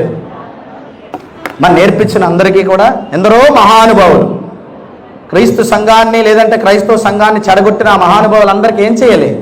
మీరు అందరూ ఏం చెప్తారంటే మీకున్నది ఒకటి, నేరం మాది కాదు, మా పాస్టర్ గారిది. అంతే కదా? ఎవరు నేర్పించారు? ఎవరు నేర్పించారండి? తప్పుగా అనుకోద్దు ఎవరు. మీరు నన్ను ప్లీజ్, నేను కూడా సంఘాన్ని నడిపించినోడిని. నేరం ఎవరిది? మాది కాదు. ఎవరేమన్నా ఏంటి నేర్పించారు? ఏమంటే తలనొప్పి వచ్చిందనుకో ఏ టాబ్లెట్ వేయాలి? ముక్కు నొప్పి వస్తే తర్వాత కొన్ని ఒళ్ళు నొప్పులు వచ్చానికి ఏ టాబ్లెట్ వేయాలి? అన్నిటికీ కలిపి ఒకే టాబ్లెట్ వేసానికి ఏమన్నాను నేను? సెన్స్లెస్ ఫెలో అంటారు నిన్ను. అసలు కనీసం నీకు మెడికల్ మీద ఏం లేదు, ఆలోచన లేనోడు అంటారు. అవునా కాదా? అన్నిటికీ ఒక టాబ్లెట్ వేసి ఉంటే మెడికల్ మీద ఆలోచన లేనోడు ఎలాగంటారో, అన్నిటికీ ప్రార్థన చేసినోడు దేవుడు అంటాడు. ఏమంటాడంటే ఇది క్రైస్తవుడు కానే కాదంటాడు. క్రైస్తవ్యంలో ఇది లేడే అంటాడు దేవుడు. అసలు ఇది క్రైస్తవం గురించి తెలియదు అంటాడు. ఇగో తెలిసిన క్రైస్తవుడు చెప్తున్నాడు, వినండి. ఏమన్నాడు? అందుచేత మీరు ఆపద్దిన మందు వారిని ఎదిరించుటకు, సమస్తము నెరవేర్చిన వారై నిలవబడుటకు, శక్తిమంతులగుటకు దేవుడిచ్చే సర్వాంగ కవచము ధరించుకోండి. అవసరమా కాదా? దేవుడిచ్చి సర్వాంగ కవచాన్ని ధరించుకోమని దేవుడు ఆపద్దినం వచ్చిందిరా బాబు, ధరించుకోండి. ఏం ధరించుకోవాలి? ఇదిగో ఎక్కడుంది? ప్రపంచంలో వన్ అండ్ ఓన్లీ బుక్. ఈ బుక్ను కొట్టినోడు లేడు, రాడు, రాబోడు. ఎందుకో తెలుసా? One and only book. Guinness book of world రికార్డులో ఎక్కిన ఒకే ఒక్క పుస్తకం ది బైబిల్. తీసుకో. ఇంత ఈ పనికిమాల ఫోన్ పట్టుకొని ఎప్పుడు చూడు పనికిమాల చరిత్ర తీసి వీళ్ళు ఎన్ని చెప్పారు, అవునా కాదా సెచ్చే, అవునా కాదా చూడు, రాబో తరానికి నేర్పు. నీ బైబిల్ కొన్న గొప్పతనం చెప్పు. నువ్వే చదవవు, నువ్వే నేర్పిస్తావు నీ కొడుక్కి, నువ్వేమో నేర్పిస్తావు నీ కూతురికి, నువ్వేమో నేర్పిస్తావు నీ సంఘానికి. చదవలేనుడుగా మిగిలిపోక చరిత్ర నీది. ఎవరు నీది? చరిత్ర నీది. చరిత్ర ఎక్కడో లేదు, ఇదే చరిత్ర. చూసారు కదా? ఇందులో ఉంటేనే చరిత్రలో ఉంటుంది. చరిత్రలో ఉంటే బైబిల్లో ఉండడం కాదు, బైబిల్లో ఉంటేనే చరిత్రలో ఉంటుంది. అది బైబిల్ గొప్పతనం. అర్థమైందా? చరిత్రలో ఉంటే బైబిల్ కాదు, బైబిల్లో ఉంటేనే చరిత్రలో ఉంటుంది. తెరాఫిం కోసం చెప్పారు, విన్నారా లేదా? గృహదేవతల బొమ్మల గురించి చెప్పారా లేదా? ఎక్కడుంది? ఎప్పుడు అబ్రహాం గారి కాలం నుంచి అప్పుడు రాయాలి గృహదేవత బొమ్మల్ని తీసుకొచ్చి, మీకు తెలుసా? చూసారా? బైబిల్లో రాయబడింది వాళ్ళకి దొరికాయి. ఆ దొరకబడింది మరలా సరిచూసి బైబిల్లో ఉందా లేదో చూసుకుంటున్నాం అంతే. ఇది బైబిల్ చరిత్ర. ప్రపంచానికి తలామానికమైన ఈ బైబిల్ని, ఈ భారతదేశంలో లేకుండా ఈ బైబిల్ని, ఈ చరిత్ర పుస్తకాన్ని, ఈ జ్ఞాన పుస్తకాన్ని క్రైస్తవులు కాకుండా చేయాలంటే ఇప్పుడు నువ్వేం చేయాలి? ఈ సర్వాంగ కవచాన్ని ధరించుకొని ఆపద్దినంలో ఉన్నావు, సిద్ధమవ్వాలి పోరాటానికి. కత్తి కర్ర అవసరం లేదు. ఇదిగో ఇదే. ఏం పట్టుకొని? జ్ఞానం పట్టుకొని 1000 మందిని ఎలా పరిగెత్తించాలి? నువ్వు ఒక్కొక్క మాట్లాడితే నీ చుట్టుపక్కల కూడా కనపడకూడదు. ఎదిరించి వాడు ఎవ్వడు కూడా నీ ముందు నిలబడ్డని దేవుడు చెప్పాడు. చదువుదాం. ఏలైనగా మీరు నడుమునకు సత్యమని దట్టి కట్టుకొని, నీతి అని మైమరువు తొడుక్కునుడి, పాదములకు సమాధాన సువార్త వలనైన సిద్ధ మనస్సును జోడు తొడుక్కొని నిలవబడుడి. ఇవన్నీ కాక విశ్వాసమును డాలు పట్టుకునే దానితో మీరు దుష్టుని అగ్ని బాణములన్నింటినీ ఆర్పుటకు ఏమవుతారట? పవర్ నేను ఇస్తానంటే వద్దు బాబు, మేము ఎప్పుడు పవర్ కట్లో ఉంటామని చెప్తాం మనం. అర్థం లేదా? పవర్ దేవుడు ఇస్తారంటే మాకు ఎప్పుడో పెద్దోళ్ళు పవర్ కట్ చేస్తాడు. రే నోర్మి, వాళ్ళందరూ వెళ్తారు, నువ్వు ఇంట్లో ప్రార్థన చేయంటది వాళ్ళమ్మ. వాళ్ళు పోరాడతారు. ఆ అనిల్కి ఏం పని లేదు, ఆ క్రైస్తవు ఎవరో ఆ అని జాన్సన్కి ఏం పని లేదు, ఇంకెవరు ఆ జాన్ కోయికి అసలే పని లేదు. వాళ్ళు పోరాడతారు, వాళ్ళతో మీకేం పని? మనం ఆరాటపడే క్రైస్తవులు పోరాటం చేయొచ్చు కాదు. మా పాస్టర్ గారు మాకు నేర్పలేదు, ఓన్లీ ఆరాటం. ప్రభువా తెల్లవారులు ఇస్తే నాకు ఏమి ఇస్తావు, నేను ఏం చేయలేను ఎప్పుడైనా అడిగారు దేవుడిని ఎవరైనా? మోకాళ్ళు వేసి ప్రభా నేనేం చేయాలి, నాకు ఈ జీవితం ఇచ్చావు, నాకు ఆ పనినిచ్చావు, నా బ్రతుకు కాలంలో నేను ఏం చేయాలని ఒక్క క్రైస్తవుడు ప్రశ్నించాడా? ప్రార్థన చేశాడా దేవుడిని? ఒక్కడైనా? ఒక్కడు. దేవుడు ఎదురు చూస్తున్నాడు. Very good. ఒక్కడైనా అడగాలి. కొండ మీదకి వెళ్ళి మోషే గారు అడిగారు, నేనేం చేయాలని అడిగారు లేదా? యెహోషువ గారు అడిగారు, అబ్రహాం గారు అడిగారు, అవునా? ప్రవక్తలు అడిగారు, అపోస్తలు అడిగారు, మేము ఏం చేయాలని. కానీ ఈరోజు క్రైస్తవులు ఎవ్వరు అడగరు. ఎందుకంటే అడిగే స్థితిలో లేరు, దేవుణ్ణి అడుక్కునే స్థితిలో ఉన్నారు. తప్పుగా అనుకోకండి, మాట్లాడటాను బాధతో చెప్తున్నాను ఈ మాట. నిన్ను చూసి ఒక్కొక్కడు వణుకుపోవాలని దేవుడు అంటే ఆడిని చూసి నువ్వు వణుకుపోతున్నావు. ఇందాక చెప్పారు కదా, ఓ చెంప కొడితే రెండో చెంప కొట్టేస్తాను, ఇంకేంటి చూపిస్తావు? ఏంటి చెప్తావు? చెప్పండి. ఇక్కడ కదా, అక్కడ రోమా ప్రభుత్వ కాలంలో అదొక వాళ్ళకి ఆనవాయితీ అంటే ఇప్పుడు మన వాళ్ళు దాన్ని చాలా ఒకటి కొట్టేశాడు, రెండోది కొట్టేసావు, ఇంకేంటి కొట్టేస్తావు? కొట్టడానికి ఏముంది? ఇంకెన్ని చెంపలు పెట్టుకుంటావు? బాగా వినండి, అప్డేట్ అవ్వండి. ఏమవ్వాలి? ఎక్కడి నుంచి క్రైస్తవుడు ఏమవ్వాలంటే మా ఆశది, మేము చచ్చిపోలోపు భారతదేశంలో ఉన్న క్రైస్తవులను అప్డేట్ చేసి చచ్చిపోవాలన్నది మా ఇష్టం, మా దేవుడి చిత్తం. మేము అనుకునే, మా ముగ్గురు అనుకునే నిర్ణయం ఇది. అప్డేట్ చేసి చచ్చిపోవాలా? ఇది ఉందా, దీన్ని ఏమంటారు? ఏమంటే సెల్ ఫోన్. దీనికి అప్డేట్ వస్తుందా రాదా? వస్తుందండి. అన్ని యాప్స్కి అప్డేట్ వస్తుంది, అన్నిటికీ అప్డేట్ ఉంది, అవునా కదా? అన్నిటికీ అప్డేట్ అవుతుంది, అన్నిటికీ అప్డేట్ అవుతానే ఉంటుంది. కానీ అప్డేట్ అవ్వకుండా ఉండిపోయింది ఇప్పటి వరకు ఏదైనా ఒక క్రైస్తవ్యం. అందుకే దేవుడు అంటాడు, ఈరోజు చెప్తున్నాడు మీకు, you have to be update. దేవుడి కొరకు అప్డేట్ అవు.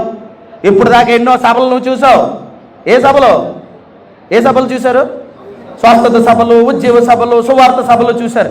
ఎక్కడి నుంచి జ్ఞాన సభలు మీరు చూడాలి. ఈ జ్ఞాన సభలు మీరు పెడితే మేము చెప్పడానికి సిద్ధంగా ఉన్నాం. మీ ప్రతి ఒక్క, నేను చెప్తున్నాను, ఈ తరాన్ని మేము చనిపోలోపు ఖచ్చితంగా ప్రభావితం చేసే పోతాం. ఇది మాత్రం వాస్తవం. ఈ ఐపీసీ చర్చిలో ప్రాణం ఉంటుండగా ఈరోజు మీ మధ్యలో చెప్తున్నాను నేను ఈ మాట, దేవుడి పేరట. ఎందుకు తెలుసా ఈ మాట చెప్తున్నాను మీకు? బాధ. ఎవడో ఒకడు తెలియనోడు వచ్చి ముక్కు మొక్కం లేనోడు మనల్ని అండము, మనం పరడము, ఇంకెంతకాలం నిలబడాలి? దేనికోసం? ప్రభు కొరకు నిలబడాలి. ఇంకేం చెప్పాడు చూద్దాం. ఇక్కడ చూడండి ఎంత. మరియు రక్షణ అయిన శిరస్త్రాణము దేవుని వాక్యమున ఆత్మ ఖడ్గమును. అంటే ఇవన్నీ దేనికి చెప్తున్నాడు? నువ్వు బ్యాటిల్కి సిద్ధమవు, నువ్వు యుద్ధానికి రా, ఇవన్నీ తొడుక్కొని రెడీ అవని మొదటి శతాబ్ద కాలంలో ఎప్పుడో ఒక మంచి క్రైస్తవుడు చెప్తే ఈ రోజుకి కూడా ఒక్క క్రైస్తవుడు దాన్ని పాటించడానికి ముందుకు రాకపోవడం బాధాకరమైన విషయం. ఇంకా ముందుకెళ్దాం. ఏమంటాడు చూడండి. ఆత్మ వలన ప్రతి సమయమందు ప్రతి విధమైన ప్రార్థన విజ్ఞాపన చేయొచ్చు, ఆయా సమస్త పరిశుద్ధుల నిమిత్తం సంపూర్ణమైన పట్టుదలతో విజ్ఞాపన చేయొచ్చు. ఎలాగుండమన్నాడు? విజ్ఞాపన చేయడం ఒకటే కాదురా అబ్బాయి, యుద్ధం చేస్తూ విజ్ఞాపన చేయాలన్నాడు. అర్థమైందా? ప్రార్థన చేయడం ఒకటే పని కాదు, పోరాటం కూడా నీకు ఉందని. పోరాటం ఉంటే ఇలాంటి పోరాటం మాకు ఎందుకండి అవసరమా? అవసరం. నువ్వు పోరాటం చేయకపోతే ఏం లాస్ అయిపోతావో చెప్తాను. చదువుకుందాం. ఏం నేర్పించాడు ఈ క్రైస్తవుడు, ఏం మాట్లాడాడు ఈ క్రైస్తవుడు? ఒకసారి మన పోరాటం ఎలా ఉంటుంది? కొరింథీయులకు రాసిన 2వ పత్రిక 10వ అధ్యాయం 3వ వచనం చూద్దాం. మేము శరీరధారులమై నడుచుకొనిచున్నను, శరీర ప్రకారం మేము యుద్ధము చేయము. ఎవరు చెప్పారు ఈ మాట? పౌలు గారు చెప్పారు. మేము శరీరధారిగా ఉన్నాం, ఎవరినో కొట్టక్కర్లేదు, ఎవరినో తిట్టక్కర్లేదు. అలాంటి యుద్ధము కాదు. మరి ఏది? ఎలాంటి యుద్ధము కావాలి? ఇదిగో, ఎవరిని? అంధకార సంబంధములకు లోకనాథులతోనూ, దేవుని యొక్క వ్యతిరేకులతోనూ, అబద్ధికులతోనూ, ఎవరైతే మత ఉన్మాదంతో రెచ్చిపోతున్నారో వారితో ఖచ్చితంగా మనము నిలబడి దేవుని వాక్యం నిమిత్తం యుద్ధము చేయవలసిన అవసరం ఉందని ప్రభు యేసుక్రీస్తు నందు అపోస్తలుడైన పౌలు గారు చెప్పారు. What about you? మరి ఆయన టీచింగ్ ఎలా ఉంటుందో తెలుసా? ఆయన తదుపరి ఒక మంచి యోధుడిని, మంచి యువకుడిని తయారు చేశారు. ఆయన తిమోతి గారు. ఆయనకేం చెప్తున్నాడు చూద్దాం. తిమోతికి రాసిన మొదటి పత్రిక 1వ అధ్యాయం 18వ వచనం. తొందర చదువుదాం. తిమోతి గారికి రాసిన మొదటి పత్రిక 1వ అధ్యాయం 18వ వచనం. నా కుమారుడు అయిన తిమోతి, చదవండి. మంచి మనస్సాక్షి. ఎలా ఉండాలట? మంచి మనస్సాక్షి గలవాడివై నిన్ను గురించి ముందుగా నేను కొన్ని ప్రవచనాలు చెప్పాను. ఏంటంటే ఏం చేయమన్నాడండి? ఏం చెప్పాడు అసలు? విన్నారు కదా, పదం చదివారు ఎప్పుడైనా తిమోతిలోనే? నేను పోరాడాను, ప్రభు నాకు అప్పగించిన పోరాటం. మరలా నెక్స్ట్ జనరేషన్ ఏం తయారు చేశాడు? మళ్ళీ పోరాటం కోసమే తయారు చేశాడు పౌలు గారు. What about you? ఆరాటం కోసం బ్రతికితే మరలా ఆరాటస్తుల్లే మనం తయారు చేస్తాం. నిజంగా ప్రభు కోసం పోరాటం కోసం బ్రతికితే మరలా రాబో తరం ప్రభు కోసం పనికొచ్చే పోరాట తరం వస్తుంది. అది పౌలు గారి ఆశ. అందుకే తిమోతి గారికి ఏం చెప్పారు? పోరాడవలెనని వాటిని బట్టి. అది ఏం చేసాడట? నా పోరాటాన్ని నీకు అప్పగిస్తున్నాను అన్నాడు. మరి ఏం చెప్తాం మనం? అంత ఏమిటి? పిల్లలకి మనం ఆస్తులు అప్పు చెప్తాం, అంతేనే కదా, సైట్లు అప్పు చెప్తాం, మన ఉద్యోగాలు అప్పు చెప్తాం, అంతే కదండి. ప్రభువునందు పోరాడాలని ఏ తల్లిదండ్రి బాధ్యతగా అప్పచెప్తారు పోరాటాన్ని? నేను చనిపోయిన తర్వాత ఈ సంఘంలో పోరాడాలని ఏ సేవకుడు అప్పచెప్తాడు సంఘానికి పోరాటాన్ని? చెప్పాలి. మనస్సాక్షి ఉంటే ఈరోజు నొచ్చుకుంటూ బాధపడుతూ అడుగుతున్నాను ఈ మాట. ఒక తల్లిదండ్రులు ఆస్తులు ఇస్తారు, ఐశ్వర్యం ఇస్తారు, ఉద్యోగాలు ఇస్తారు, ప్రభు పోరాటం ఎందుకు ఇవ్వట్లేదు? మనకు నేర్చుకుంటే కదా వాళ్ళకి ఇవ్వడానికి. కానీ అపోస్తలుడు లేని పౌలు తన ఆత్మీయ కుమారుడికి ఏమి ఇచ్చాడో తెలుసా? ఆస్తిగా ప్రభు పోరాటాన్ని ఇచ్చాడు. దేవుడికి మహిమ కలుగుగాక. మరి నువ్వేమిస్తావు? చదువుదాం. మరలా 6వ అధ్యాయం 12వ వచనం, మొదటి తిమోతి గారు రాసిన మొదటి పత్రిక 6వ అధ్యాయం 12వ వచనం చదువుదాం. మరలా ఏం చెప్తున్నాడు? తొందరగా చదువుకుందాం. విశ్వాస సంబంధమైన మంచి పోరాటము పోరాడము. ఏం చెప్తున్నాడు? విశ్వాస సంబంధంగా ఉండాలి, మంచి పోరాటమై ఉండాలి. ఉండాలా వద్దా? ఉన్నదని చెప్తుంటే దేవుడు ఏమైందండి మన క్రైస్తవ్యానికి? ఎక్కడో మెలికి పెట్టి మనల్ని తిప్పేస్తున్నారు, అబద్ధాలు చెప్తున్నారు, మోసం చెప్తున్నారు. ఎక్కడ చూసినా మీకు దీవెళ్ళు, ఆశీర్వాదాలు, స్వస్థతలు, రండి అనగానే పారిపోతున్నారు తప్ప పోరాటం ఉందని ఒక్కరు చెప్పరేమండి? ఒక్కరు నేర్చుకోరేమండి? ఒక్కరు ముందుకు రారేమండి? ఆ రోజు అలా పోరాడకపోతే ఈ రోజు నువ్వు క్రైస్తవుడివే కాదు, మర్చిపోక. ఆ రోజు వారికి పోరాడి వారి శ్రమ, కష్టం, వారి త్యాగం, వారి ప్రాణ త్యాగం అన్నిటిని త్యజించుకొని విడిచిపెట్టి పోరాట యోధులుగా నిలవబడి పరలోక వారసుల సమాధుల మీద కట్టబడిందే క్రైస్తవ్యాన్ని. మర్చిపోకూడదు ఈరోజు. ఇలాంటి క్రైస్తవ్యాన్ని చిన్న భిన్నం వాళ్ళు ఒక పక్క నుంచి చేస్తుంటే మనం కూడా దాన్ని పట్టించుకోవట్లేదు కదండి. మనకెందుకని ఉండిపోతున్నాం కదండి. మనకేమి లేకుండా కిమ్మని ఉండిపోతున్నాం. మనకి పోరాటం లేదా అంటే వాళ్ళకే చెప్పాడా? ఎవరికి చెప్పాడు? వాళ్ళకే చెప్పాడా? ఈరోజు ఈ మంచి సువార్త వెళ్లకుండా గ్రామాల్లో, పట్టణాల్లో సభలు నిలవరిస్తూ ఆపేస్తున్నారు. మరి వారు కూడా ఒకరోజు ఇలాంటివి ఎదుర్కొన్నారు. ఇలాంటి సువార్త కోసం, సత్యం కోసం, ఇలాంటి సభల కోసం, పెట్టడం కోసం పోరాడాలి వద్దండి? చదువుదాం అండి, బైబిలే చదువుదాం. మొదటి దశలోనికి రాసిన పత్రిక 2వ అధ్యాయం 2వ వచనం. దశలోనికి రాసిన మొదటి పత్రిక 2వ అధ్యాయం 2వ వచనం చదువుదాం. మీరు ఎరిగినట్టే మేము ఫిలిప్పీలో ముందు ఏం పడ్డారంటే శ్రమపడి అవమానం ఏం పొందారట? అబ్బే మనకి శ్రమలో అవమానాలు అలాంటి ఏం వద్దు. మనకి దీవెళ్ళ ఆశీర్వాదాలు చాలు మన బతికంతా. ఒక్కడు ఎవడేనంటే సహించు, మనకెందుకండి అవమానం? ఆ ఊరికి వెళ్తే సువార్త చేయనివ్వరండి, అంతే కదా. సువార్త చేయనివ్వరు, మనం వెళ్ళమండి. అసలు అటు చెప్పకముందు ఇక్కడే మైక్ కట్టి వెనక్కి తిరిగిపోతారు. 1000 మంది నువ్వేం తరుగుతావు, ఒక్కడో చారే తరివేస్తాడు మనల్ని. జై శ్రీరామ్ అనగానే వెనక్కి తిరిగిపోతాం, అంతే. ఇలాగా అమ్మ వచ్చారండి మా బ్యాచ్, మమ్మల్ని కొడేస్తారు ఇంకా అవునా కదా. మా బ్యాచ్ వచ్చేసారు అందరూ, ఆ బ్యాచ్లు అందరూ వచ్చేసారు కాబట్టి ఏం చేయలే, జై అనుకుని ఇంకా అది చెప్పకముందు వాళ్ళతో మనకి ఎందుకండి, దుష్టుడికి దూరంగా ఉండమన్నాడు కదండి యేసు ప్రభు, అవునా? అంతేనే కదా. ఎంత మంచి వెళ్ళండి, మీ అందరికి దండం పెట్టాలొద్దా? దుష్టుడికి దూరం, మళ్ళీ కథలు చెప్తారు మనకి. దుష్టుడిని దూరంగా ఉండమని చెప్పిన యేసు ప్రభు దుష్టుడిని ఎదిరించమని కూడా చెప్పాడు. మరి అచ్చేవేమి? అచ్చేయం అదొద్దు మనకేం అనుకూలంగా ఉంటుందో. మనం ఎంత మంచిగా ఉంటే బైబిల్ చదివినట్టు తెల్లవారి మనకి ఎలాగుంటుందంటే, ఇలా తీసిన వెంటనే యెహోవా నిన్ను ఆశీర్వదించి అబ్రహాం అంతా దేవునిచ్చినను కానీ థ్యాంక్ యూ మై లార్డ్, యెహోవా నిన్ను దండించి ఈరోజు చెతక్కొట్టేస్తుంది. నాది కాదు ఈ వాక్యం, నాకు దీనికి సంబంధం లేదు, అవును కదా. అంత మనష్టమే బైబిలే. మన పుస్తకం సార్, ఎప్పుడైనా తిప్పుకోవచ్చు, ఎలాగైనా తిప్పుకోవచ్చు, ఏదైనా చేసుకోవచ్చు, ఏదైనా మాట్లాడచ్చు. మళ్ళీ అడిగినోడు ఎవడున్నాడు, అవునా కదా. యుద్ధం ఎవరిది? ఆయన ఒక భాష చెప్తావు, నువ్వు ఒక్కరి భాషలు ఇంకా బాగా చెప్తావు. యుద్ధం ఎవరిది? యెహోవాది, అంతే కదా. ఆయన ఏమన్నా నువ్వు నిలబడితే నేను యుద్ధం చేస్తానంటే నిలబడింది పక్కన పెట్టేసి నువ్వు మాత్రమే నిలబడి ఒక్కరి భాషలు చెప్పిన మహానుభావులందరికీ ఏం చేయాలి? వందనాలు చెప్పలొద్దా? చెప్తాను ఏమండి. ఎంత మంచి మరి మహానుభావులు ఉన్న ఈ లోకంలో అందరూ మంచోలే. చెడ్డోడెవరు? నేనే చెప్తున్నాను కాబట్టి నేనే చెడ్డోని. ఒప్పుకుంటాను, నేను ఒప్పుకుంటాను. చెప్పిన నేను చెడ్డోడినని ఇందు మూలంగా మీ అందరికీ తెలియజేస్తూ మరొక వచనాన్ని మీకు చూపించాలనుకుంటున్నాను. ఫిలిప్పీలకు రాసిన పత్రిక.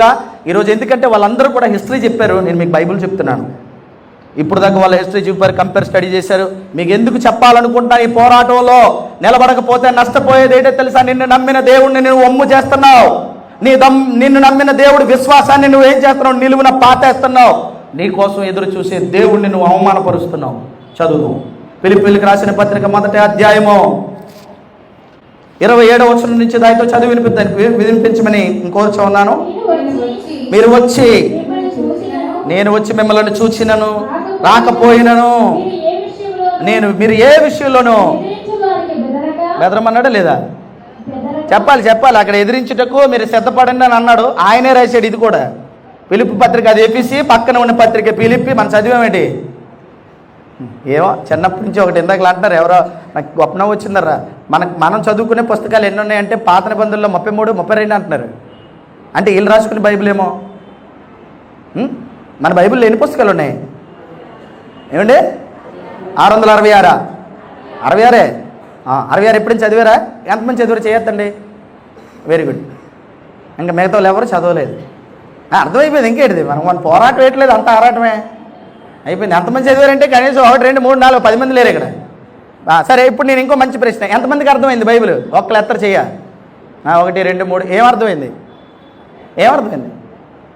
ఏమర్థమైందండి? ఎంతమందికి అర్థమైంది? అర్థమైంది ఏంటో చెప్తాను వినండి. ఏమంటే పొద్దున్న మనము లేవాలి, పళ్ళను బాగా తోమాలి, గ్లాసుడి పాలు తాగాలి, మోకరించి ప్రార్థన చేయాలి, గబా మనం ఎక్కడికి పోవాలి?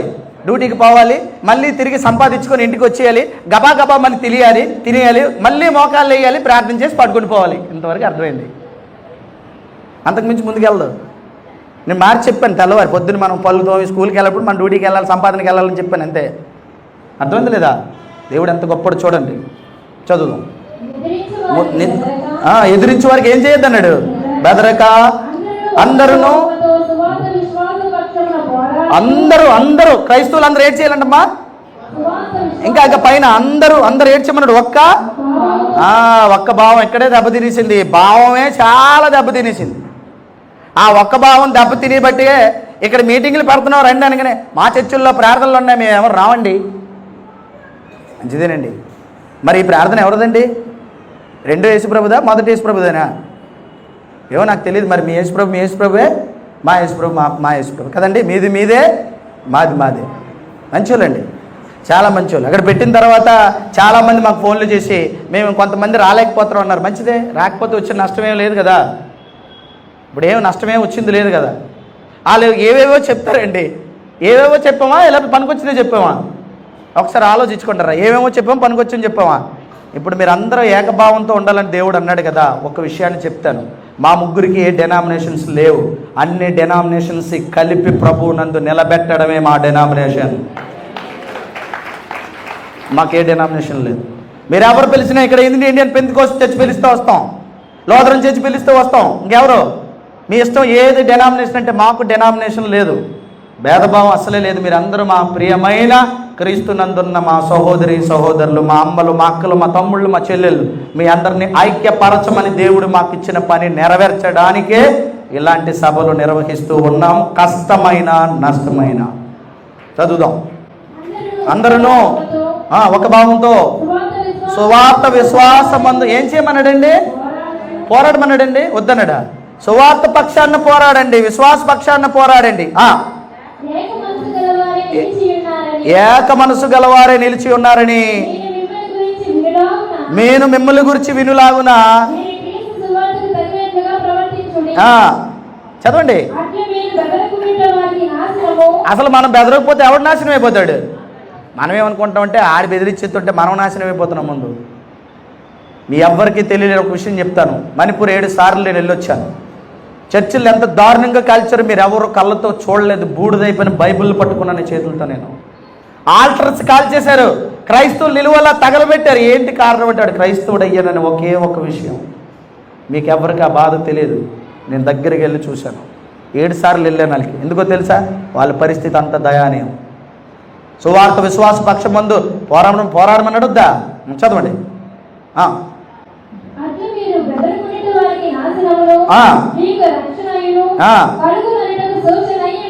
ఎస్, మీకు రక్షణ కావాలంటే, రక్షణ రావాలంటే ఖచ్చితంగా మీరు పోరాడాలని దేవుడు చెప్తున్నాడు. నువ్వు రక్షణలో ఉన్నావని ఒకవేళ భ్రమలో ఉంటే అది నిజమైన రక్షణ కాదబ్బాయి. నువ్వు పోరాటం చేసినప్పుడే అది నిజమైన రక్షణ అని దేవుడు చెప్తున్నాడు. తొందరగా చదవండమ్మా. ఎవరి వల్ల కలిగిందంట? మరి వద్దండి, పోరాటం వద్దు, ఆడు చెంప కొడితే చెంప చూపించి పారిపోవాలని ఆరాటం ఎవరి వల్ల కలిగింది? ఎవరో చెప్పారు మనకి.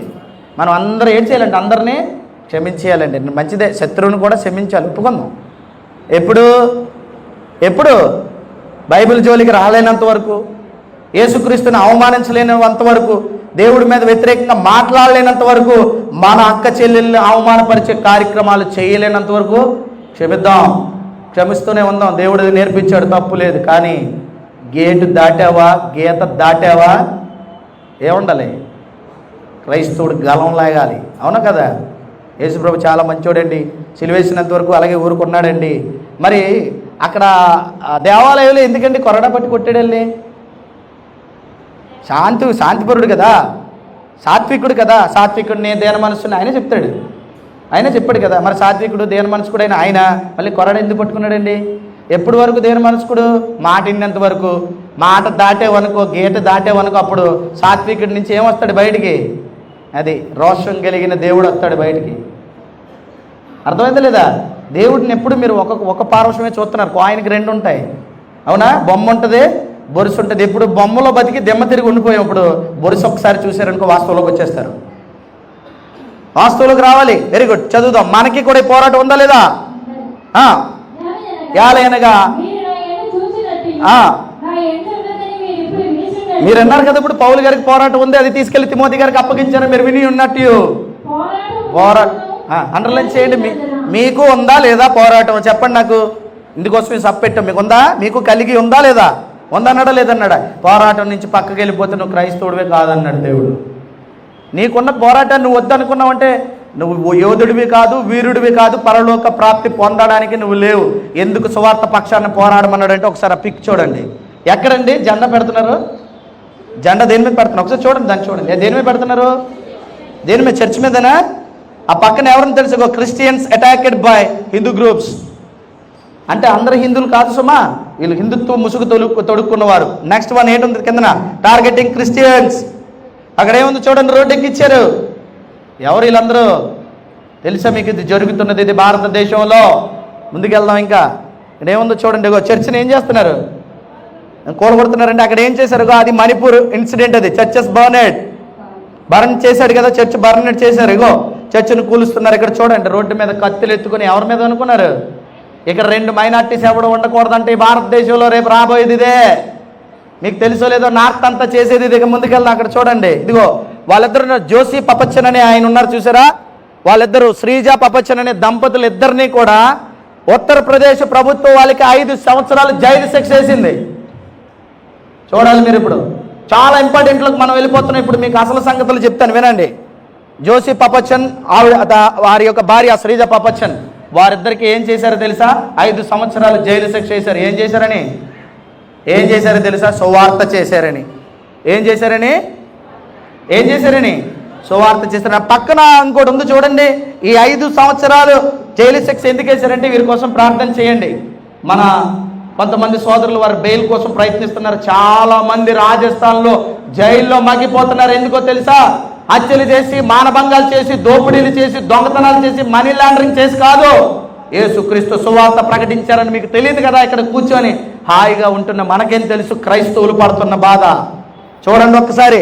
జోషి పపచ్చన్, శ్రీజ పపచ్చన్ వారిద్దరు దంపతులు సువార్త చేస్తే 5 సంవత్సరాలు జైలు శిక్ష వేశారు వారికి. అక్కడేముంది? రాజస్థానంలో మత మార్పిడి నిరోధక బిల్లు. మతం మారితే 10 ఏళ్ల జైలు శిక్ష, భారీగా జరిమానా. విన్నారా లేదా? చూసారా ఏం జరుగుతుందో? ఒక్కసారి క్రైస్తవుడు కళ్ళు కూడా తెరిస్తే బాగుంది, మనో నేత్రాలు తెరు. ఒక్కసారి చూడు నీ ప్రపంచం. యేసు కోసం పాటుపడి జైళ్ళ పాలవుతుంటే ఇంకా ఇక్కడ కూర్చున్న నా సహోదరులు కాదనుకున్నావేమో, వారి కోసం ప్రార్థన చేయాలి, వారి కోసం వీలైతే సహాయం చేయాలి. మతం మారితే జరిమానా విధిస్తావా? బిల్లు తెచ్చారండి రాజస్థాన్లో. భారతదేశంలో ఉన్న అన్ని రాష్ట్రాలకి తేవాలని ఆలోచిస్తున్నారు. అప్పుడు నీ పరిస్థితి ఏంటో తెలుసా?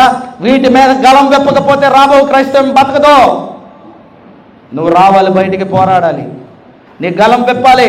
మా బోటి వారు పోరాడితే మీ సహాయం మాకు కావాలి, మీ ప్రార్థన మాకు కావాలి, మీ అందరి సపోర్ట్ మాకు కావాలి. ముందు మేము నిలబడతాం, మా వెనకాల మీరు ఉన్నారంటే ఖచ్చితంగా దేవుడు రాజ్యాన్ని భారతదేశంలో స్థాపించబోతున్నాం. గుర్తుపెట్టుకోండి. మత మార్పిడి బిల్లు వాడి తెస్తే అంతే కదా, మత మార్పిడి బిల్లు వాడి తీసుకొస్తే వాడి కీళ్ళు నరాలు విరిచే పని దేవుడు పెట్టుకుంటాడు. నువ్వు చేయవలసిన పని ఏంటో నువ్వు చేయాలి. యుద్ధం ఎవరిదే? మరి యుద్ధం ఎవరు చేయాలి? అది చేయడానికి నువ్వు సిద్ధమైతే ఈ బిల్లు కాదు కదా, ఆడి తాతను కూడా దింపి మోకరిల్లంచకపోతే మీరు అడగండి. ప్రతి మోకాలు ఎవరి నామంలో వంగలే, కానీ నువ్వు వంగట్లేదు అక్కడ, అందుకే వారు వంగట్లేదు. అర్థమైందా?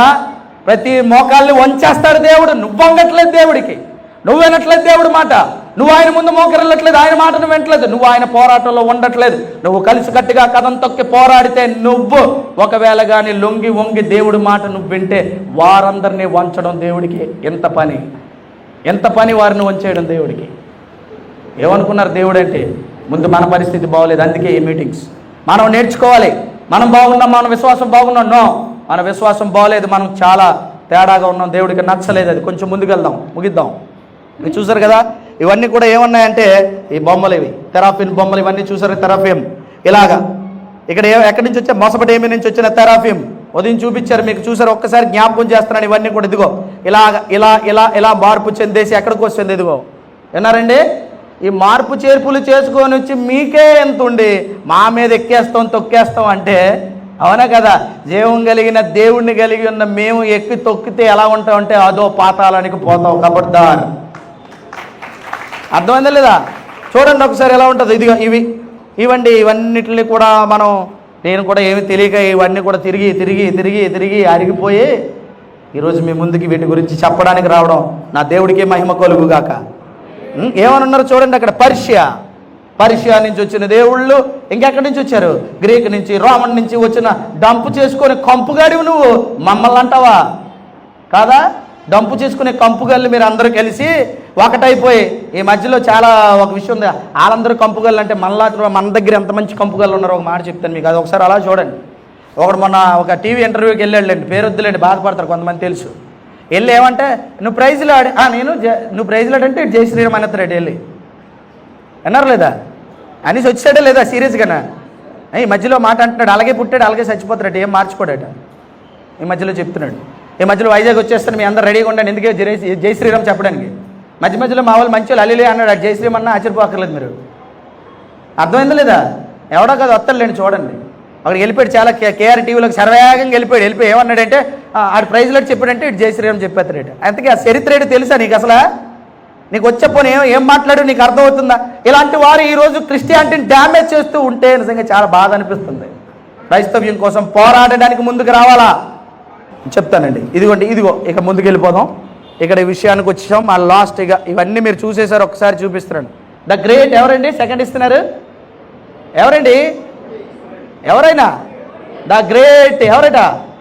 హ్యాట్రిక్ సాధించినటువంటి ఎవరట? సూపర్. హ్యాట్రిక్ సాధించిన మోదీ గారు ఏం చేశారో ఒక్కసారి చదవగలరా? పైన ఉంది, ఏం చదివారు ఒక్కసారి చదవండి అమ్మా. చెప్పేద్దాం, ముందుకు వెళ్ళిపోదాం. ఇంతకీ క్రైస్తవుడికి ముగింపులో ఒక మాట చెప్తాను. క్రైస్తవుడికి భారతదేశ గడ్డ మీద ఎంత చరిత్ర ఉందో ముగింపు చెప్తాను, జాగ్రత్తగా వినాలి. చదువుదాం. ఏమనుందమ్మా?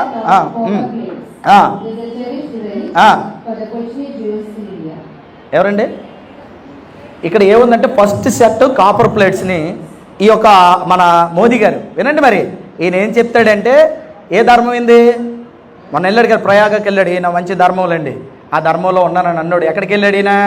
ఇజ్రాయెల్ దేశానికి వెళ్ళి ఇక్కడి నుంచి ఉన్నటువంటి కాపర్ ప్లేట్స్ మీద ఎవరి గురించి రాయబడదు అది కూడా ఒకసారి చదవండి, కింద చదవండి ఒకసారి.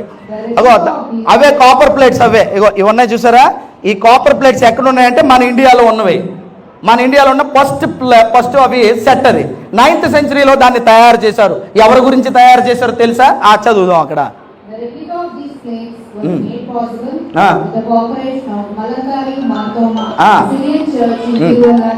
ఏమనుందండి అందులోని? ఏమనుంది ఒకసారి? ఏమనుందో తెలుసా? అక్కడ Thomas Syrian church in Tiruvalla and Malankara అంటే చెప్తాను వినండి, చెప్పకనే నేను మళ్ళీ చెప్తాను. దేవుడు వాక్యం ఉంటే ఎవ్వడు కూడా ఈ భూమి మీద ఆయన ముందు నిలబడడానికి వీలు లేదు. మోదీ గారు ఎంతండి చెప్తాను, ప్రతివాడి మోకాలు ఆయన ముందు వంగాలన్నాడు కదా. మోదీని దేవుడు వంగించేశాడు. ఆల్రెడీ వంగించేశాడు. నెతన్యాహు దగ్గరికి తీసుకెళ్లి 9వ శతాబ్దంలో ఏమి రాయబడి ఉన్నాయంటే, ఈ భారతదేశానికి ఒక మహనీయుడు వచ్చాడు, ఆయనే తోమా గారు వచ్చి ఇక్కడ ఏం చేశారంటే 1900 మొదటి శతాబ్దపు కాలంలో రాయబడినటువంటి ఆయన గురించి రాయబడిన చరిత్ర. ఆయన వచ్చారు. ఆయన ఏం చేశారట, అక్కడ ఆ యొక్క తిరువల్ల అండ్ మలకర, ఈ తిరువల్ల మలాకరలో ఏం చేశారంటే చర్చిలు ఎస్టాబ్లిష్ చేశాడు అన్న ప్లేట్లని 9వ శతాబ్దంలో వాళ్ళు ఆ యొక్క నకల్ని 9వ శతాబ్దంలో మన ఇండియాలో ఉన్నవారు రాశారు. అర్థమైందండి? ఆ రాసిన ప్లేట్లు తీసుకెళ్ళి ఒక నకలు జాగ్రత్తగా ఎవరి చేతిలో పెట్టారు? బెంజమిన్ నెతన్యాహు, మీ యూదులకి మాకు చాలా సంబంధం ఉంది, అంతే కదా, మాకు చాలా సంబంధం ఉంది. ఎప్పటి నుంచి ఉంది? మొదటి శతాబ్దం కాలం నుంచి ఉంది. మేము మరి మీరు ఎందుకు మరి జై అంటున్నారంటే, ఉత్తిరే ఓట్ల కోసం అలా వాళ్ళు రెచ్చగొడతాం, మరి మీ దగ్గరికి వచ్చి మీ కాల్ పట్టుకుంటాం అని చెప్తున్నాడు ఆయన డైరెక్ట్గానే. అర్థం లేదా? ఎవరి దగ్గరికి వెళ్ళి ఎవరిని ప్రజెంట్ చేశాడు? విషయం ఏంటంటే, బెంజమిన్ నెతన్యాహు ఇజ్రాయెల్ నుంచి ఈయనకి ఏమైనా ప్రజెంట్ చేయాలి, అలా కాదు. ఇక్కడ దేవుడు ఏ కార్యం చేయించాడంటే ఇది దేవుని కార్యం. ఎక్కడ తోమా గారు వచ్చారన్న సంగతి బెంజమిన్ నెతన్యాహు ఈయనే తీసుకెళ్లి చేతులతో ఇవ్వడం అనేది ఇది దైవ సంకల్పము కాదు. గట్టిగా చప్పట్లు కొట్టండి. అక్కడ ఎక్కడంట మలంకార అండ్ తిరువల్ల, ఈ 2 దగ్గర ఏం చేశాడంటే ఈ యొక్క తోమా గారు చర్చిని ఎస్టాబ్లిష్ చేశారు. చర్చిని స్థాపిస్తే దాన్ని ఏం చేశారంటే, తొందరగా చూసేద్దాం, ముగిద్దాం, చదువుదాం. ఇక్కడ ఏముంది? ఇదొక చర్చ్. ఇది ఎవరట? 1599. ఎవరు కట్టారు ఈ చర్చ్? ఏమండి మళ్ళీ అడుగుతాను. ఇప్పుడు ఇందాకకి వచ్చాం, మన ఆన్సర్కి వచ్చాం. బ్రిటిష్ వాళ్ళ ముందా, ఈ మొఘల్ సామ్రాజ్యం ముందా, మొఘల్ చక్రవర్తుల ముందా, బ్రిటిష్ వాళ్ళ ముందా? 1599లో తాజ్ మహల్ కట్టక ముందే కట్టిన మొట్టమొదటి అక్బర్ చేత నిర్మింపబడిన church. What a wonderful evidence! Taj Mahal కంటే చరిత్ర చెప్తుంది. తాజ్ మహల్ కంటే మించిన చరిత్ర నా దేవుడి మందిరానిది. అవునా కదా? 1599 ఎవరు? అక్బర్ కట్టాడంటే ఆశ్చర్యపోతుంది. ఏంటి మొఘల్ సామ్రాజ్య చక్రవర్తి అంటే ఆయన ముస్లిం కదా అని మీకు ఎంతమందికి తెలుసు? అసలు ముస్లిం అయినా హిందూ అయినా ఎవరైనా సరే తప్పకుండా దేవుని ప్రేమ ముందు తల దించవలసిందే. అక్బర్ చక్రవర్తి తల దించేసి కట్టేశాడు చర్చ. ఆ తర్వాత చదువుదాం. ఇంకా వీళ్ళు వచ్చారండి ఈ భక్తి ఉద్యమాలు. ఇక్కడ నుంచి ఇది వీళ్ళు కంపంతా ఇందాక చెప్పారు, ఒకసారి గబగబా చెప్పేస్తాను చూడండి. ఇది భక్తి ఉద్యమం. ఇందులో ఏం చేశారు? ఈ పాటలు ఉన్నారు కదండి, ఇందాక చాలా చెప్పారు. ఏమండి? దంపుడు పాటలు, చందమామ రావే, జాబిల్లి రావే, ఈ పాటలన్నీ 10వ శతాబ్దం నుంచి వచ్చాయి కదండి. ఇప్పటికీ తెలియక పాడేస్తున్నారు మనం. ఏమండి నిజం చెప్పండి, చందమామ ఎప్పుడైనా వచ్చిందా? జాబిల్లి వస్తుంది పోనీ ఎప్పుడైనా? ఎక్కడికి?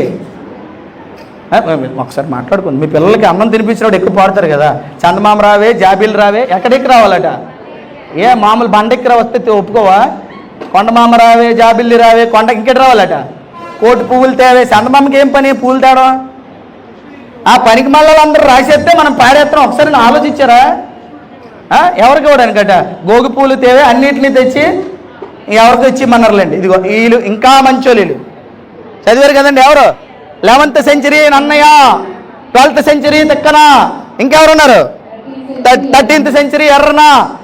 ఈ వాళ్ళు అందరూ కూడా ఎర్రన తిక్కన అంటే ఈ తిక్క ఆయన తిక్కగా ఒకటి, ఎర్ర ఆయన ఎర్రోడుగా ఒకటి, ఇంకెవరు? నన్నయ్య నాకు కూడా తెలియకుండా రాశానని ఒకటి రాశారు. ఏంటనుకుంటున్నారు? అక్కడ చదువుకుందాం. Bhagavad Gita does not exist in Bhishma Parva of మహాభారతంలో భీష్మ పర్వం ఒకటి ఉంటుంది. బాగా వినండి. ఈరోజు ఇస్కాన్ రోడ్డు మీద మీకు ఏటమ్ముతారండి? వినాలి. ఏటమ్ముతారు? భగవద్గీతలు అమ్ముతున్నారు. బాగా గుర్తుపెట్టుకోండి. అసలు ఈ 3 కాలాల్లో ఉన్న నన్నయ్య కానీ, తిక్కన కానీ, ఎర్రప్రగడ కానీ ఎక్కడా కూడా భగవద్గీత ప్రసక్తే ఎత్తలేదు. అది అసలు జరగలేదు చరిత్రలో అని అనడానికి పూర్తి ఆధారాలు వీళ్ళు ముగ్గురే. వీళ్ళు సాంస్క్రిట్లో రాయబడినటువంటి మహాభారతాన్ని నన్నయ్య, తిక్కన, ఎర్రప్రగడ మనకు అనువైన భాషల్లో ట్రాన్స్లేట్ అనగా మన తెలుగు భాషలో ఏం చేశారు? ట్రాన్స్లేట్ చేశారు. ట్రాన్స్లేటర్స్ వారే. నన్నయ్య, తిక్కన, ఎర్రప్రగడ తెలియని వారు లేరు. వీరు అసలు భాగవత ప్రస్తావన దాని ఏమంటే భగవద్గీత ప్రస్తావన ఎత్తలేదు. భగవద్గీత ఈరోజు రోడ్డు మీద అమ్ముతున్నారు. అసలు భగవద్గీత అన్నదే పెద్ద కల్పితం. నిరూపించడానికి మేము సిద్ధం. ఎన్ని వేదిక, ఎన్ని పీఠాధిపతి ఎవరైనా సరే నిరూపించడానికి క్రైస్తవులుగా మేము సిద్ధం. This is history. చదువుదాం. ముందుకెళ్దాం. ఇంకా వీళ్ళెవరు? ఎవరు? Shankaracharya 7th century, 11th century Ramanuja, ఇంకెవరు? Madhvacharya 12th century. ఓకేనండి. వీళ్ళు చెప్తానంటే అసలు వీళ్ళు వచ్చే ఈ సనాతన ధర్మం, ఈ పాటలు, ఈ పద్యాలు, ఇంకేంటారు ఈ యొక్క ఏమంటారు నిలువు బొట్లు, అడ్డబొట్లు తీసుకొచ్చింది వీళ్ళేనండి. చూసుకోండి, వాళ్ళు ముగ్గురు ఒకలాగా ఉండరు. ముగ్గురికి 3 బొట్లు ఉంటాయి, ముగ్గురికి పడదు. చూసారు లేదా? ఒక నిలువు, ఒక అడ్డ, ఇంకేంటిది మరి ఇంకోటి ఒకటి చూసారు కదా. ఒకళ్ళు ఎవరట? 7th century, ఒకళ్ళు 11th century, ఒకటి 12th century, మధ్వాచార్య, రామానుజన, ఇంకెవరు? రామానుజ అండ్ శంకరాచార్య. వీళ్ళు ముగ్గురు ఎప్పుడోలండి? ఒకళ్ళు 7th, ఒకళ్ళు 11th, ఒక 12th, అక్కడ 11, 12, 13 ముగించుకుందాం. చివరి ఇంక ఇదెవరట? శంకరాచార్య అద్వైత తెచ్చాడు 7th century. 11th century ఇంకేం తెచ్చాడు? విశిష్ట అద్వైత. అక్కడే ఉందండి అద్వైత. ఇక్కడ ఏం చెప్తాడు? 7th centuryలో అద్వైత, విశిష్ట అద్వైత. 11th century రామానుజన, ఇంకెవరట? మధ్వాచార్య. ఇంకేం తెచ్చాడు?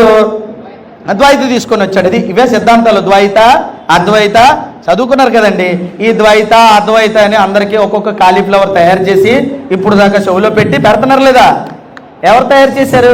ఇవన్నీ ఒక కాలంలో భక్తి ఉద్యమం అని వచ్చిన తర్వాత వారు పీఠాధిపతులుగా, వీరు పూర్వీకులైన వారుగా ఉన్నవారు ఈ యొక్క ఏవైతే పుస్తకాలు ఉన్నాయో ఆ యొక్క అద్వైత, విశిష్ట అద్వైత, అద్వైత అనే వీటిని తయారు చేసుకొని మన మీద రుద్దేస్తే ఇవేదో గొప్ప పుస్తకాలలాగా వీటన్నిటినీ కూడా మన పూర్వీకులు మనకిచ్చిన భాండాగారం అని మాట్లాడుతూ ఈ కబుర్లన్నీ ఆడుతూ ఉన్నప్పుడు మా ముగ్గురికి చాలా కోపం వచ్చింది. మరొక మాట చెప్తాను. ప్రపంచంలో లిటరల్గా రాయబడిన మొట్టమొదటి పుస్తకం ది బైబుల్. ప్రపంచంలో ఇలాంటి పుస్తకం లేదు, రాదు. లిటరల్గా రాయబడిన పుస్తకం ఇది ఒక్కటే. తర్వాత 1వ శతాబ్దం కాలంలోనే ఈ యొక్క పూర్తి పుస్తకం తయారైపోతే వాళ్ళు ఎప్పుడు చెప్పారండి? 7th, 11th, 12th centuryలో ద్వైత, అద్వైత, విశిష్టాద్వైత అని తర్వాత కదా చెప్పారు. మరి ఈ పుస్తకాన్ని డామినేట్ చేయాలని అనుకోవడం ఎంతవరకు సమంజసవరా? పిచ్చి సన్నాసుల్లారా, అంతేనా కదా? ముందుగా లాస్ట్ మాటలో ఇప్పుడు ఈయన ఎవరండి? చివర ఉన్నారు సెయింట్ థామస్. ఎవరైనా? థామస్ గారు. అవునా? సెయింట్ థామస్ గారు. అది ఏం చూస్తున్నారు? అది ఏంటిది? అది స్టాంపు. ఏం స్టాంపు? ఎవరు రిలీజ్ చేశారు? ఇండియన్ గవర్నమెంట్ రిలీజ్ చేసిన పోస్టల్ స్టాంప్ అది. ఇండియన్ గవర్నమెంట్ రిలీజ్ చేసిన పోస్టల్ స్టాంప్ అది. ఈ పోస్టల్ స్టాంప్ లో ఏమని ఉందో తెలుసా? ఇండియా ఉందా? ఉందండి. ఆయన ఎవరు అనుకుంటున్నారు? సెయింట్ థామస్ గారు. ఆ పక్కనున్న ఆయన ఎవరు? ఎవరండి? శంకరాచార్య. ఇంతకీ శంకరాచార్య ముందు వచ్చాడా మన దేశానికి? థామస్ గారు ముందు వచ్చారా? ఇప్పుడు గట్టిగా చప్పట్లు కొట్టండి ఆయనకి. ఎవరు వచ్చారు? చూపిస్తాను. ఎవరు వచ్చారు ముందు? ఎవరు వచ్చారు చూడండి. ముందు ఎప్పుడు వచ్చాడు? 1st century 52.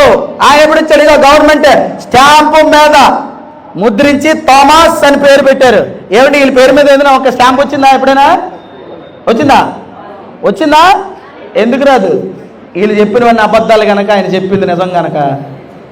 అవునా కదా? స్టాంపులో ఉంటాడు. ఎప్పుడు? 1వ శతాబ్దం అంటే 700 సంవత్సరాల తర్వాత వచ్చింది ఆ యొక్క శంకరాచార్య. ఇంకేముంది చూడండి. Thomas church. ఇవే ఆయన బిల్డప్ చేసిన తర్వాత కట్టినవి. ఆయన దానికి పునాది వేశాడు. అలా లేపుకొని ఉన్న చర్చ్ అవి. ఇక్కడ ఎందాక చదువుకున్నాం కదా. కోకమంగళం ఆయన స్థాపించిన తర్వాత వారు బిల్డప్ చేసుకున్నారు అవి. కోకమంగళం అండ్ ఇక్కడ పలియార్, ఇలాంటివి ఎన్నో చర్చిలు చాలా ఉన్నాయి ఆయన చేసినవి. ఇప్పుడు వచ్చేద్దాం అసలు సంగతి కదా. లాస్ట్ బట్ నాట్ లీస్ట్ ఏమనుంది? ఇది ఏంటో చూసారు ఎప్పుడైనా?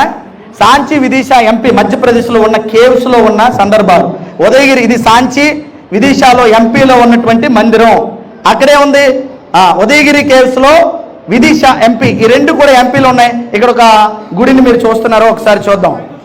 ఏమండి ఇక్కడ ఒక్క నిమిషం. ఇది ఎప్పుడు వచ్చిందంటే ఈ గుళ్ళో ఆ బొమ్మ చూసారా? ఆ చివరిగా ఉన్న విగ్రహం క్రీస్తు శకం 5వ శతాబ్దం. అంతకుముందు భారతదేశంలో గుళ్ళే లేవు. క్రీస్తు శతాబ్దం. ఇప్పుడు క్రీస్తు శకం 5వ శతాబ్దం. ఆ తర్వాతే ఈ యొక్క విగ్రహ చెక్కుడు అంటారు కదా, దాన్ని ఏమంటారు? శిల్పకళ వచ్చింది. అప్పుడే ఆ కేవ్స్ లో వారు చెక్కుకున్న 5వ శతాబ్దం. ఆ తర్వాత ఏముంది? ఉందా లేదా? అయిపోయింది. ఏముంది? ఎవరి ముందు? థామస్ గారి ముందా? లేకపోతే అద్వైత, విశిష్ట అద్వైత, ఇంకేమన్నా ఇవన్నీ ముందా? ఇప్పుడు చెప్పండి. ఇప్పుడు గట్టిగా చెప్పండి. హిస్టరీ ఎవరిది?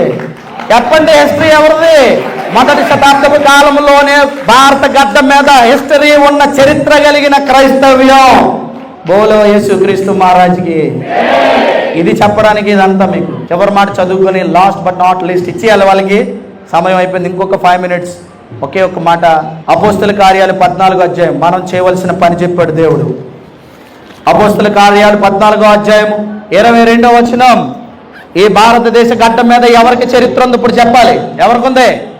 క్రైస్తవుడు. ఇప్పుడు చెప్పండి ధైర్యంగా. నాకు చూడండి అందరూ. ఎవరైనా అడిగాడు అనుకోండి, ఒకటి చెప్పండి, చరిత్ర అంటే మాదిరి అని చెప్పండి. అర్థమైందా? చరిత్ర అంటే ఎవరిది? చరిత్ర అంటే మాది. విత్ ప్రూఫ్స్ తోనే చరిత్ర అంటే మాది.